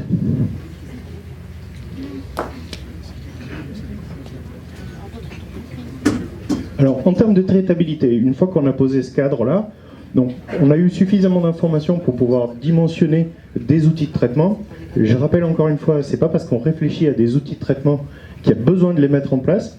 L'eau, elle est conforme, et c'est pas le syndicat qui le dit, c'est l'ARS, donc ce sont les organismes de santé. Toutefois, c'est intéressant de savoir comment on va faire demain pour les traiter, et éventuellement s'il faut le faire. Et là, deux options se présentaient. La première, c'est les charbons actifs, et puis la deuxième, c'est le principe osmotique. Je vais rentrer dans le détail un petit peu de qu'est-ce que c'est et comment ça fonctionne. Alors, il faut savoir que l'usine de Rhône Sud, c'est une station qui fonctionne avec des charbons actifs.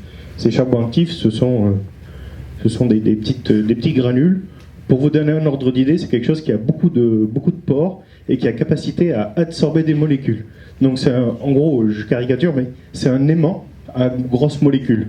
Donc on va venir les capter, on les accroche, et donc on les sépare de l'eau, et c'est comme ça qu'on fait le traitement. Une fois qu'on a fait ce traitement au niveau de l'usine de Rhône Sud, on n'a pas travaillé sur les PFAS, puisque ce n'est pas le sujet du traitement de l'usine. Donc on a potabilisé l'eau, elle est disponible. Comment on va traiter les PFAS avec ces charbons actifs? C'est l'étude du centre de recherche qui va nous le dire. Et il se trouve que les PFAS sont traitables avec des charbons actifs, mais des charbons actifs qui sont beaucoup plus jeunes. C'est-à-dire qu'on a un outil de dimensionnement qui s'appelle le VV, c'est-à-dire la quantité d'eau que l'on va passer par quantité de charbon actif. Et ça, c'est le critère de dimensionnement. En gros, l'aimant, plus il est jeune, plus il a capacité à aller attraper des molécules qui sont extrêmement difficiles à attraper. L'usine côté Rhône Sud, elle a, pour vous donner un ordre d'idée, à peu près un VV pour le traitement qui est le sien, limite de 70 000. Pour les PFAS, et ceux qui nous intéressent notamment, il faut être à peu près à 10 000. Donc il y a un facteur 7. Ça veut dire concrètement qu'il faut rajeunir 7 fois plus vite les charbons de l'usine pour pouvoir traiter les PFAS et être très largement en dessous de la norme. Alors, ça c'est un principe technique qui est complexe, parce que renouveler 7 fois plus vite quelque chose que l'on ne fait pas à 7 fois plus vite, il y a une mise en œuvre technique qui est complexe. Et donc, comment on modifie les usines pour mettre en place ce système de traitement? En fait, on va techniquement modifier les filtres pour pouvoir réinjecter en continu des charbons et les évacuer aussi en continu, de manière à faire chuter ce fameux VV de manière très forte pour pouvoir traiter les PFAS. Donc ce premier principe de traitement, il est connu, il fonctionne, et il a été testé puisque c'est à partir de l'échantillon de l'eau et des charbons que l'on a pu identifier cette baisse significative de concentration.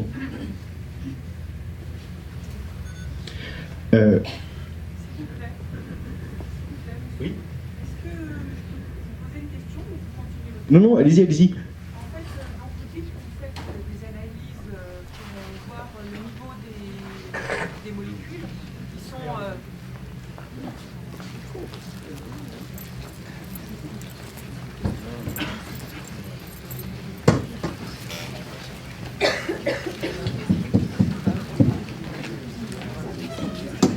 Bonjour, moi je suis une habitante de Communet.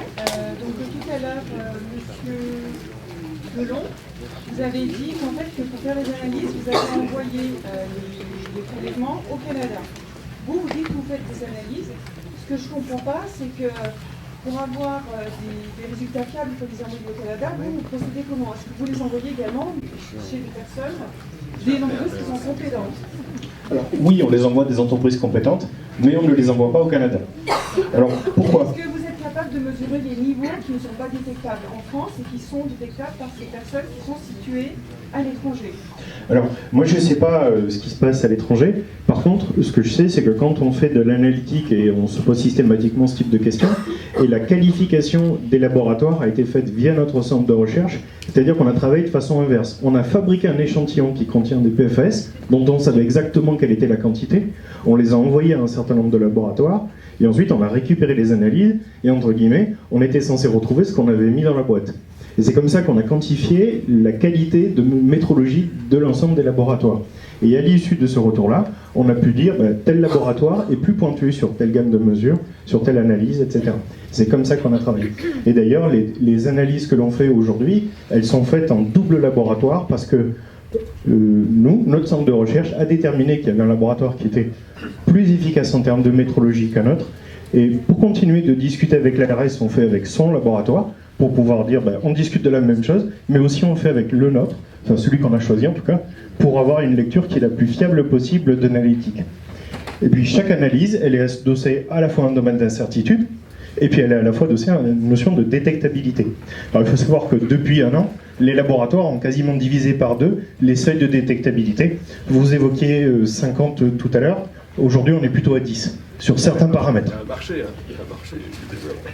Alors il y a un marché, oui, mais surtout, en fait, il y a une professionnalisation de la méthode analytique, et cette méthode analytique, elle permet d'avoir des seuils de détection beaucoup plus pointus.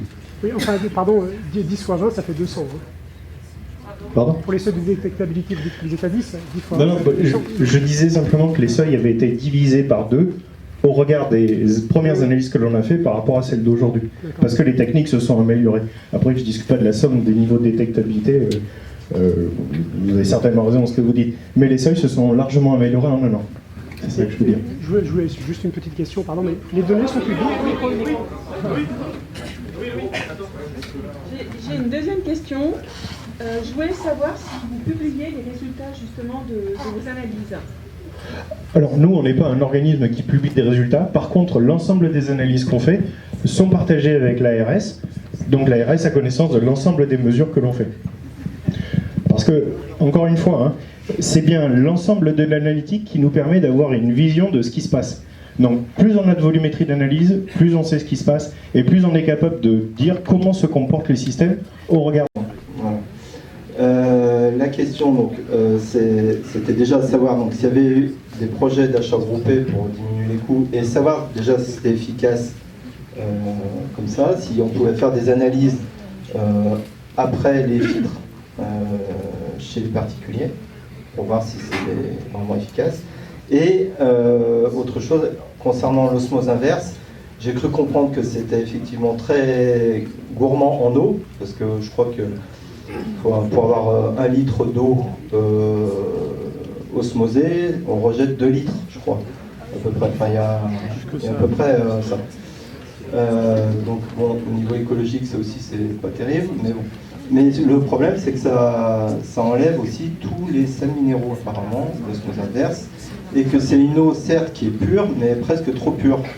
Et que pour l'organisme, ça aurait tendance à acidifier le corps, une chose qui est... Enfin, ce que j'ai cru comprendre en lisant les articles. Voilà. Donc, moi, je voulais juste revenir sur un truc un peu plus terre à terre au niveau, parce que je pense que les gens qui sont là viennent surtout chercher des solutions individuelles, parce qu'on a bien compris qu'on ne pouvait pas faire confiance aux autorités. Pour l'instant, non mais dans l'immédiateté, je parle, dans l'immédiateté. Hein. Là, je parle, j'entends bien qu'il y a des choses qui sont mises en place et tout ça, c'est très bien. Après, nous, on est dans l'immédiat, là, on a besoin de boire tout de suite. Hein, on a tous soif.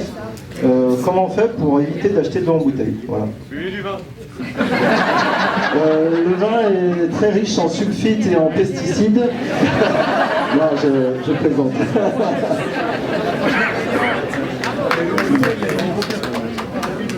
Vous voyez, là on est à un moment de la réunion où il va falloir que chacun change d'onde.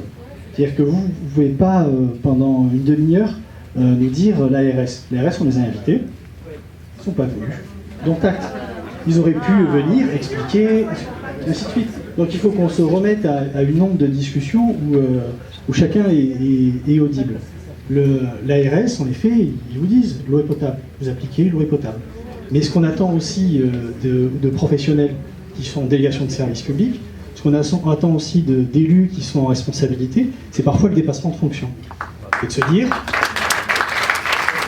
il y a un programme pluriannuel, il y a un programme pluriannuel de travaux peut-être à construire, et qui va prendre du temps. Il faut nous dire combien de temps ça va prendre, est-ce que la décision est prise sur les solutions techniques, et combien de temps ça va prendre, à quel coût. Et dans l'intervalle, qu'est-ce qu'on fait? Et dans l'intervalle, qu'est-ce qu'on fait? Voilà. Sinon, en effet, on va commencer chacun à se tendre sur nos positions, ce qui n'est pas du tout l'objectif de ce soir. Je sais qu'il y a encore... Est-ce que vous réussissez, en poussant la voix fort, à poser la dernière question? Allez.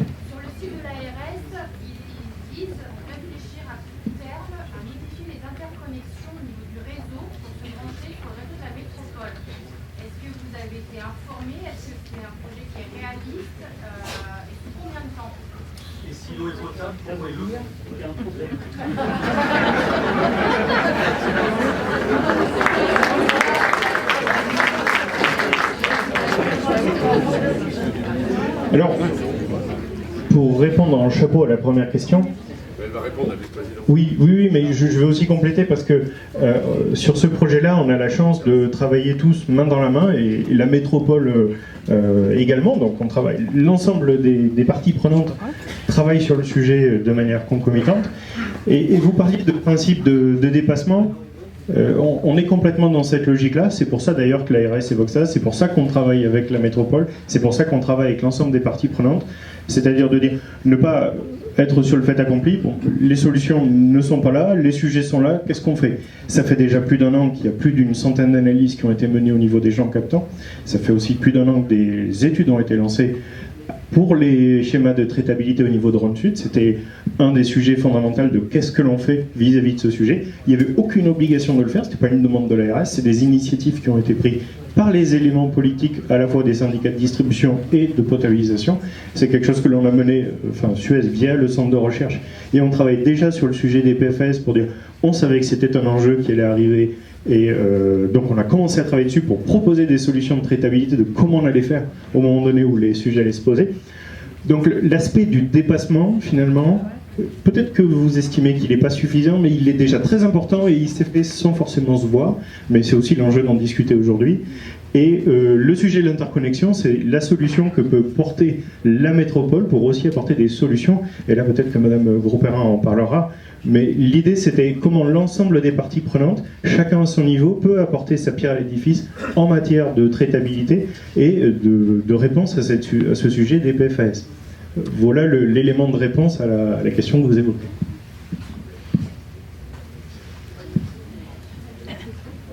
Vous voulez reprendre la parole, Madame la vice-présidente ? Après, je dois vous avouer qu'on a une partie 3 sur les actions qui est en train de déflorer assez largement. Hein, on boit l'eau et on nous empoisonne en fait.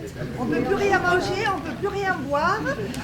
Acheter de l'eau en bouteille, on boit du plastique aussi, on ingère du plastique, donc bon, on ne fait plus rien, quoi. On ne mange plus, on meurt. Le rosé. Voilà. Pas tout de suite, madame, pas tout de suite. Alors je confirme. Du rosé en bouteille de verre. Voilà, c'est bien. Oui, je pense qu'on est tous en colère et les élus également. Oui, non, mais si avec l'eau, mais si les sols. Je confirme qu'on travaille, que la métropole de Lyon travaille depuis plus d'1 an avec le syndicat Rhône-Sud sur des solutions.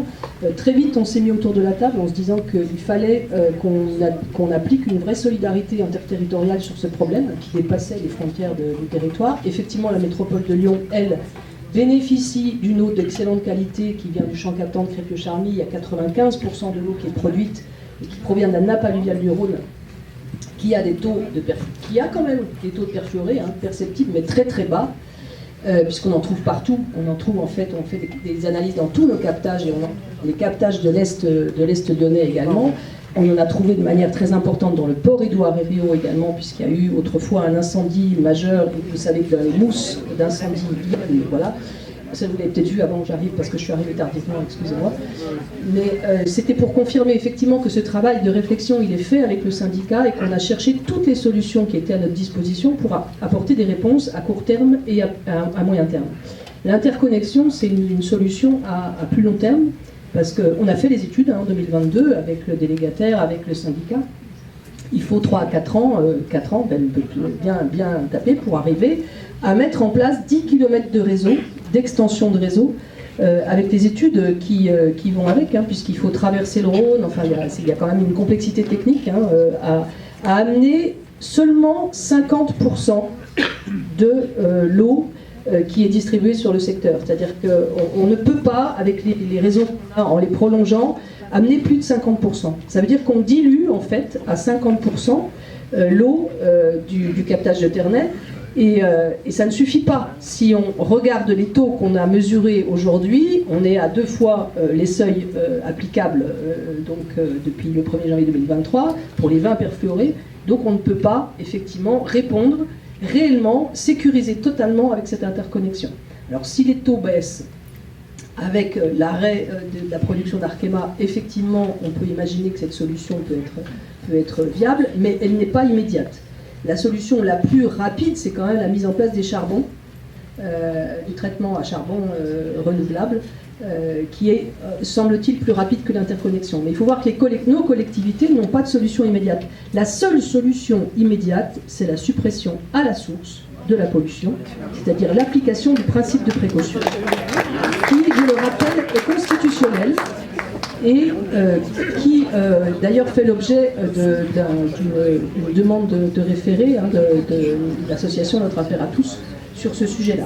Il y a 2 principes que nous devons, en tant qu'élus et population, demander, c'est l'application du principe de précaution et l'application du principe pollueur-payeur.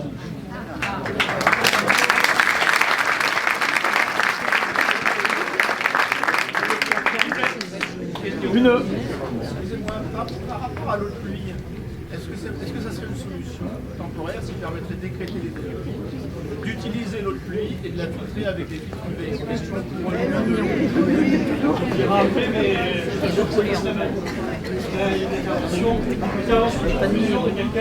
Non, je veux juste poser 2 questions, parce que je profite que monsieur soit là pour me poser 2 questions. La première, c'est puisque vous avez constaté une baisse du 6.2 FTS... Plus fort la sono, s'il vous plaît, on n'entend rien. C'est vrai? Je parle pas assez fort. Tu peux le coller. Ouais.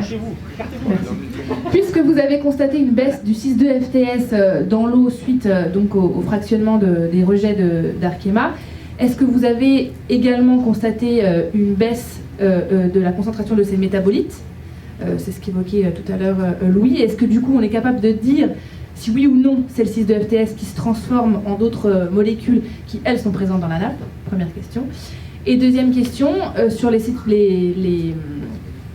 solutions que vous avez envisagées, notamment le charbon, vous dites qu'il faut que vous le brûlez. Or, pour éliminer les PFAS des charbons actifs, on sait qu'il faut les brûler à des températures très élevées. Est-ce que ça, du coup, c'est quelque chose que vous avez pris en compte et que l'usine serait capable de mettre en œuvre? Alors, sur le 6.2 FTS, moi je vais vous répondre oui. Au niveau analytique, on constate une dégradation, puisque je vous ai évoqué tout à l'heure qu'on le mesure dans le Rhône, on le mesure plus au niveau de l'usine. Ça veut dire qu'entre le moment où, et vous vous rappelez du schéma, la nappe alluviale, l'eau du Rhône va vers l'usine, et ça veut dire que le temps qu'elle met à arriver au niveau de l'usine, il y a eu dégradation. Ce qui se confirme par de la bibliographie, c'est vraiment l'étude la chimique du comportement de ce 6 ETS, qui est biodégradable en éléments plus simples en termes de chaîne carbonée. Donc oui, pour répondre à cette question, effectivement, on constate cette dégradation. Est-ce que vous êtes capable de dire que le 6 ETS s'est dégradé, donc les métabolites, on a plus de métabolites? Est-ce que Oui, tout à fait. Et la deuxième partie de la réponse, rappelez-moi... Les charbons actifs. Alors, les charbons actifs, on les monte effectivement à des températures. Alors, je ne suis pas un spécialiste de la régénération des charbons actifs, mais le principe même de la régénération de charbon actifs, c'est que le traitement, il est thermique, mais il est aussi chimique. C'est-à-dire qu'il y a un amalgame, il y a un process de génie industriel qui est associé à ça, qui permet de désorber les molécules et de les dégrader. Alors, pour ce qui est de la montée en température, moi, je ne vous répondrai pas. C'est un métier de spécialiste, la régénération des charbons actifs. Donc là, je vous recommande de vous rapprocher des traiteurs. Néanmoins, quand les charbons reviennent, ils sont exempts de la molécule en question, puisque par définition, ils ont été régénérés et ils sont de nouveau aptes à mettre en place un schéma de traitement. Juste quelque chose sur les charbons actifs. Tous les charbons actifs ne sont pas les mêmes. Il y a des charbons qui sont très spécifiques, il y en a autant que il y en a beaucoup, et ils se dimensionnent en fonction de ce que l'on veut faire. Donc vis-à-vis des systèmes individuels, moi je ne sais absolument pas vous répondre. Ceux de l'usine de Rhône Sud, ils ont des caractéristiques, et ce sont ceux-là qu'on a spécifiquement étudiés pour la traitabilité des PFAS, avec un VV spécifique qui a été fait en laboratoire avec l'eau du Rhône. Donc des conditions vraiment spécifiques à terme. Et est-ce que ça serait possible de transférer ça sur des modes de filtration individuelle? Je sais pas vous répondre. Désolé, mais je vais devoir faire la régulation. Alors, deux ultimes interventions, et après je propose qu'on passe à une autre phase. On a des pistes d'action qu'on voulait vous proposer, mettre un peu au débat. On en a beaucoup parlé pour certaines, d'autres qui vont être abordées. Donc si on veut pas finir non plus trop tard, qu'on puisse après enchaîner. Voilà, donc ces générations futures, nous on travaille sans arrêt là, justement sur le sujet, parce qu'il y a l'action sur le terrain. L'action sur le terrain, il faut que les gens soient conscients des risques. Mais après, il y a un gros travail au niveau de l'État. Il faut exiger de l'État qu'il applique des principes de précaution. Et en plus, bon, nous on travaille aussi également au niveau européen pour faire avec le REACH, on en a parlé tout à l'heure, pour faire bouger les lignes, il faut faire bouger ces lignes. Et il faut surtout responsabiliser tous nos politiques qui sont en charge pour faire changer les choses très rapidement. Alors, mais il y a un très gros travail, il faut avoir une certaine humilité, il y a beaucoup de travail à faire, il faut des experts indépendants, un gros travail là-dessus, et il faut surtout que les enjeux économiques n'emportent pas sur les enjeux d'intérêt général. Voilà, ça c'est très important. Et là-dessus, on a besoin de tout le monde, des citoyens, des consommateurs, de tout le monde, et que tout le monde soit actif sur le sujet. Donc, après-demain, nous sommes sur la place Bellecour, on a fait des analyses sur les eaux de rivière, on en a fait des analyses sur, justement, on en a parlé tout à l'heure sur les poissons d'eau douce, actuellement ici, et on déconseille fortement aux pêcheurs de manger des poissons, parce que on fait le coup du poisson le 1er avril, voilà. Donc je vous encourage tous à venir vous mobiliser sur la place Bellecour pour montrer à nos politiques qu'il faut agir de manière la plus efficace possible. Voilà, merci beaucoup. Merci. Bonsoir. Dans un premier temps, est-ce qu'on ne pourrait pas agir au niveau des écoles? Donc au niveau de l'eau qui est consommée par nos enfants dans toutes les communes. Ça serait peut-être déjà de mettre, je sais pas, des fils ou quelque chose à charbon actif au niveau de toutes les écoles. Voilà. C'est une question. C'est une sage décision. On me dit peut-être que le SMAR va donner un petit éclairage sur les eaux d'irrigation. Parce qu'on l'a C'est un élément voilà, qui est un petit peu parallèle au sujet, mais qui est intéressant à éclairer. Oui, bonsoir, Nicolas Crac, la directeur du SMAR, le syndicat d'irrigation du département du Rhône, vous avez le sigle ici. Donc on s'occupe, nous, de l'eau agricole collective sur tout le département du Rhône et la métropole de Lyon. Donc la zone concernée là, est alimentée par un réseau collectif qui a été créé dans les années 90, hein, le réseau du sud-est lyonnais, qui a 2 ressources d'eau. Une ressource à Ternay, donc dans la nappe alluviale du Rhône, et le fleuve Rhône en direct, depuis 2010. Donc ça, c'est à peu près 80% de l'eau qui est utilisée par les agriculteurs qui adhèrent au réseau d'irrigation collectif. Hein. Pas tous les agriculteurs adhèrent au réseau collectif d'irrigation. Et vous avez 20% de l'eau qui vient de Saint-Priest, de la nappe phréatique du couloir d'Eyrieux, pour 20%. Donc l'eau se mélange dans le réseau. On a parlé tout à l'heure de mélange d'eau dans des réseaux d'eau potable. C'est le cas aussi pour l'eau d'irrigation, hein, où on a plutôt de l'eau à 100% en début de campagne, notamment pour des besoins maraîchers en mars, et en fin de saison à partir de septembre-octobre.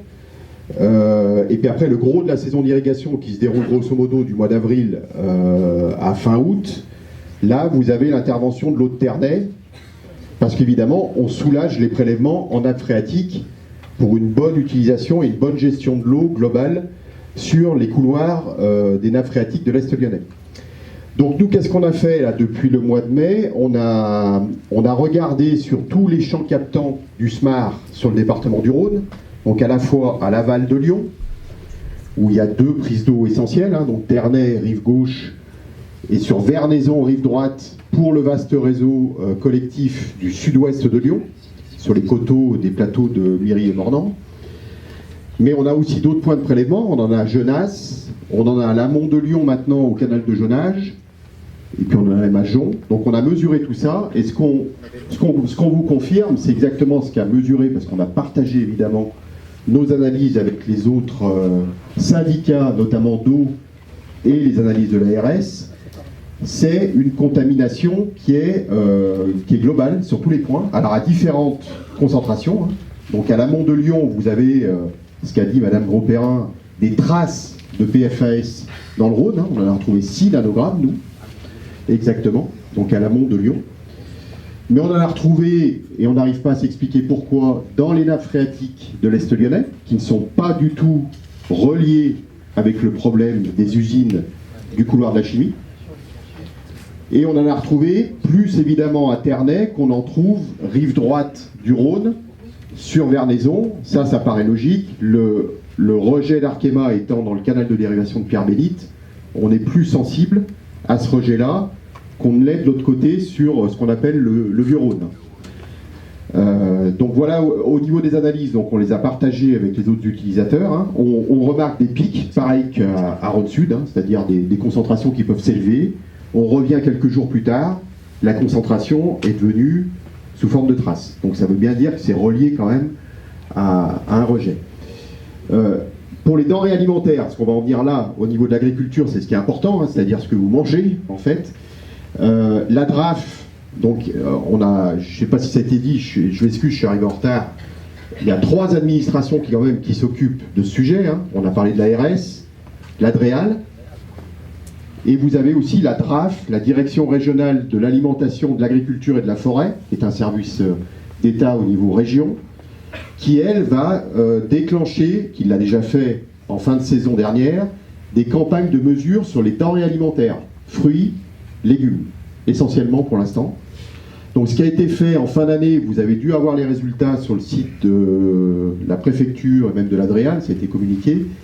C'est sur des légumes d'arrière-saison, hein, carottes, choux, mâches, tomates, salades, sur la partie sud-ouest de Lyon, qui elle est irriguée depuis 1970 avec des eaux du Rhône, hein, donc de façon 20 ans de plus, je dirais, que votre secteur, vous, à Ternay, hein, qui est irrigué seulement que depuis 1990.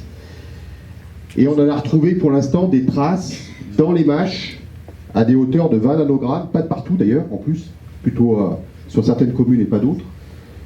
Et là aussi, on n'arrive pas à s'expliquer justement le mode de passage, on ne le connaît pas, hein, c'est-à-dire de l'eau au sol et après dans les tissus racinaires des plantes. Hein. Ce que je veux vous dire, c'est que la campagne donc, qui a commencé en fin 2022 va se poursuivre en 2023 avec des échantillonnages de la DRAF sur fruits et légumes. Donc là, on a recherché, nous, des candidats actifs pour pouvoir donner des denrées alimentaires à l'administration afin qu'elle puisse analyser les teneurs. Pour l'instant, on en est là. On recherche aussi les vecteurs. Moi, je ne sais pas si vous avez parlé au début de la campagne, il y a le vecteur eau qui est probable et sûr, ça c'est sûr. On n'a pas parlé de l'air et des sols. Hein. Alors là, nous, on en a parlé à la réunion de l'ASA, où Louis Delon d'ailleurs était présent. Les agriculteurs, ce qu'ils demandent aussi, c'est j'ai envoyé un message auprès de la DRAF très prochainement, c'est essayer de regarder là où on va prendre des denrées alimentaires, d'essayer de faire au même endroit des analyses de sol. Parce qu'on ne sait pas le mode de contamination, s'il peut être sol ou eau. Hein. Et puis deuxième chose qu'on a demandé, c'est aussi de comparer des productions alimentaires qui sont irriguées avec de l'eau du Rhône, mais celles qui ne le sont pas. Donc là, on va aller chercher des fruits et légumes dans les monts du Lyonnais, où là, il n'y a pas du tout d'irrigation liée à l'eau du Rhône, pour pouvoir comparer à denrées alimentaires normales et constantes, s'il y a des écarts de mesure de PFAS. Je ne rentre pas dans les méthodes analytiques, vous en avez parlé, les querelles de laboratoire avec les seuils d'analyse, etc. On est un peu dans le même sujet. Sachez qu'on a quand même des groupes de pilotage, hein, à la fois de techniciens mais également d'élus qui suivent ce dossier de près. Nous, on sera extrêmement vigilants, évidemment, s'il y a la moindre mesure qui se présente sur des actions, s'il y avait des interdictions, par exemple, d'irriguer, hein, parce que là, on passerait carrément dans l'état de victime. Les agriculteurs seraient victimes de la situation, comme on peut l'être en tant que citoyen normal. Donc voilà, on est vraiment à la recherche de mesures. Pour l'instant, ce que je peux vous dire sur les denrées alimentaires, sur ce qui a été fait dans la région, c'est quand même plutôt rassurant. Mais je reste prudent, et surtout, ça va être poursuivi sur tout type de fruits. Hein. Donc les fruits noyaux, les fruits pépins, mais également les petits fruits dans l'ouest de Lyon, fraises, framboises, cassis, tout ce qui est irrigué en fait, notamment sous serre, pendant toute la saison d'irrigation. Donc je pense que l'administration communiquera les résultats dès qu'elle les aura. Voilà ce que je pouvais vous dire. Merci beaucoup, c'est très éclairant. On va être obligé de passer à la partie 3, madame. Non, vraiment. Là, je suis désolé, je vais jouer le mauvais rôle. Parce qu'on a aussi envie d'aborder un certain nombre de sujets, et peut-être qu'autour du petit coup à boire à la fin, vous aurez le temps de poser votre question. Thomas, une partie qui va être intéressante à mon avis et qui va susciter encore du débat s'il en fallait. Un certain nombre d'actions qui sont soit engagées, soit qui pourraient l'être et sur lesquelles on aimerait aussi avoir votre avis et sans doute votre aide. Alors, je vous rassure, c'est la partie 3 de la présentation, mais c'est aussi la dernière. Merci en tout cas d'être là aussi nombreux. On va vous présenter brièvement, mais dans un peu plus de détails aussi, certaines mesures, mais les actions qui ont déjà été engagées par le collectif. La première chose, c'est effectivement de comprendre. On sait que tout ce qu'on vous présente, c'est dans la limite des connaissances actuelles. Donc il faut contribuer à cette connaissance. Et là, on a fait un gros travail. Le collectif a fait un gros travail de documentation. Il y a eu des publications scientifiques qui ont été lues. Tout ce qu'on vous présente, c'est un gage de crédibilité. Il y a aussi eu beaucoup de contacts avec des experts, des hydrogéologues, des toxicologues de l'environnement. Voilà, tout ce qui vous a été présenté ce soir, en tout cas, c'est sourcé scientifiquement et c'est notre restitution de ce qu'on a pu comprendre. La deuxième partie, c'était évidemment de communiquer, d'informer. Je pense qu'au vu du nombre de participants ce soir, c'est déjà un beau succès. Merci à tous d'être là, en tout cas. Et le point 3, il va rejoindre très clairement la partie compréhension. On va revenir un peu plus en détail sur la partie des échantillonnages qui ont été faits sur les pays de l'ozon et pourquoi on a fait ces prélèvements. Alors j'espère que vous avez des bons yeux. En tout cas, derrière, je vais essayer d'expliquer un petit peu. Je pense qu'il y a entre 10 et 15 échantillons qui sont déjà partis. Alors, ils ne sont pas partis n'importe où. Ils sont partis au Canada chez la pointure internationale des PFAS, comme l'a présenté Louis un peu plus tôt. Il y a une quinzaine d'échantillons qui ont été pris sur le secteur de l'ozon. Alors ici on voit le nœud de Ternay et le Rhône. L'eau, elle a été balayée à la fois des eaux de surface. Donc les eaux de surface, j'espère ne pas me tromper, mais on va avoir des eaux d'irrigation avec un point de référence dans l'ouest lyonnais et un point sur chasse, c'est ça oui, et aussi un prélèvement dans les eaux de surface de l'Ozon, de la rivière Ozon. La plupart des prélèvements qui ont été effectués sur des puits du secteur. Les puits, comme on le sait, sont directement reliés aux nappes phréatiques. Et il y a des puits qui ont été échantillonnés alors sur Chasse, sur Communet, sur Ternay, sur Simandre, c'est ça. Et aussi, pour avoir une référence, il y a 2 puits qui ont été échantillonnés dans la nappe qui est très polluée au niveau de Pierre-Bénite. Et bien sûr, l'eau du robinet au niveau de Communet et de Saint-Symphorien-d'Ozon. Alors, ces prélèvements, ils ont été envoyés au Canada, ils sont en cours d'analyse, et ça donnera l'occasion aussi au collectif de pouvoir communiquer un peu plus tard sur les résultats, évidemment. On ne connaît pas encore les modalités de communication, mais ces résultats seront communiqués. Les objectifs. L'objectif numéro 1, on a commencé à l'aborder, il y a eu une question tout à l'heure. Les éléments qui ont été présentés par rapport à la diminution de la réponse vaccinale, on estime qu'on se doit de protéger les plus vulnérables, c'est-à-dire nos enfants, avec l'application d'un certain principe de précaution. Alors, les éléments qu'on a pu recueillir, on se doute bien que des solutions, elles vont être à long terme, mais dans un premier temps et très rapidement, on veut que nos enfants aient accès à de l'eau saine dans les établissements. On veut qu'il y ait l'autorisation d'amener pour les enfants des bouteilles d'eau minérale à l'école. Et à moyen terme, et ça on peut discuter le moyen terme, mais il faut explorer des systèmes de traitement à l'entrée des écoles ou des crèches.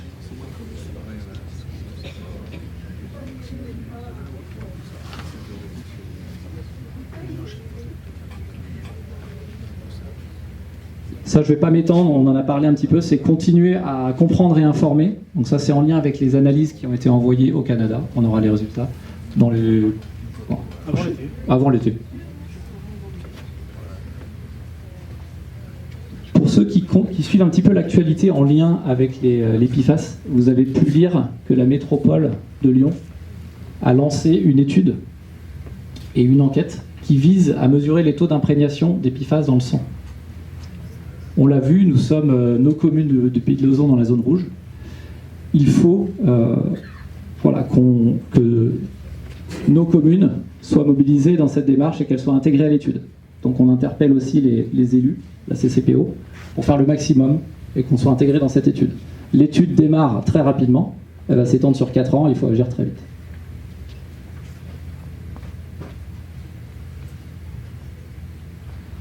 On attend évidemment des engagements. Dans tous les plans d'action qui ont été émis au niveau ministériel, il y a un aspect communication et transparence des communautés de communes et des communes dans le problème des PFAS. On compte aussi sur la présence de nos élus dans le comité de suivi en lien avec la préfecture. On l'a vu, traiter cette pollution au PFAS, on ne connaît pas les coûts aujourd'hui. Ce qui est sûr, c'est que ça va coûter cher. Et pour contribuer aussi à l'amélioration des connaissances sur le sujet, il faut lancer des campagnes de prélèvement. Alors, on en a parlé, nous allons en lancer une, mais il y aura d'autres campagnes à faire. Et évidemment, financer des opérations locales de protection.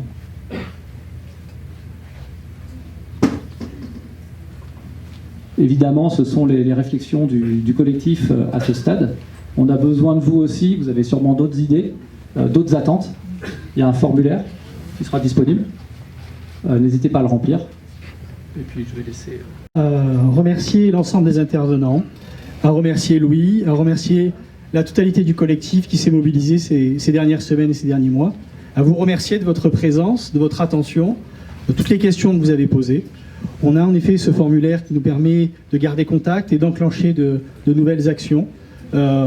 Si vous êtes d'accord, remplissez-le, laissez-le dans la petite boîte qui doit être voilà, quelque part par là.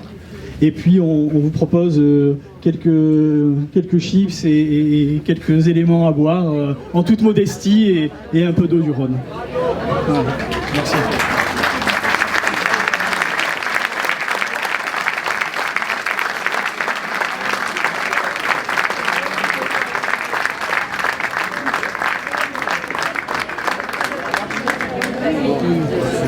Allez.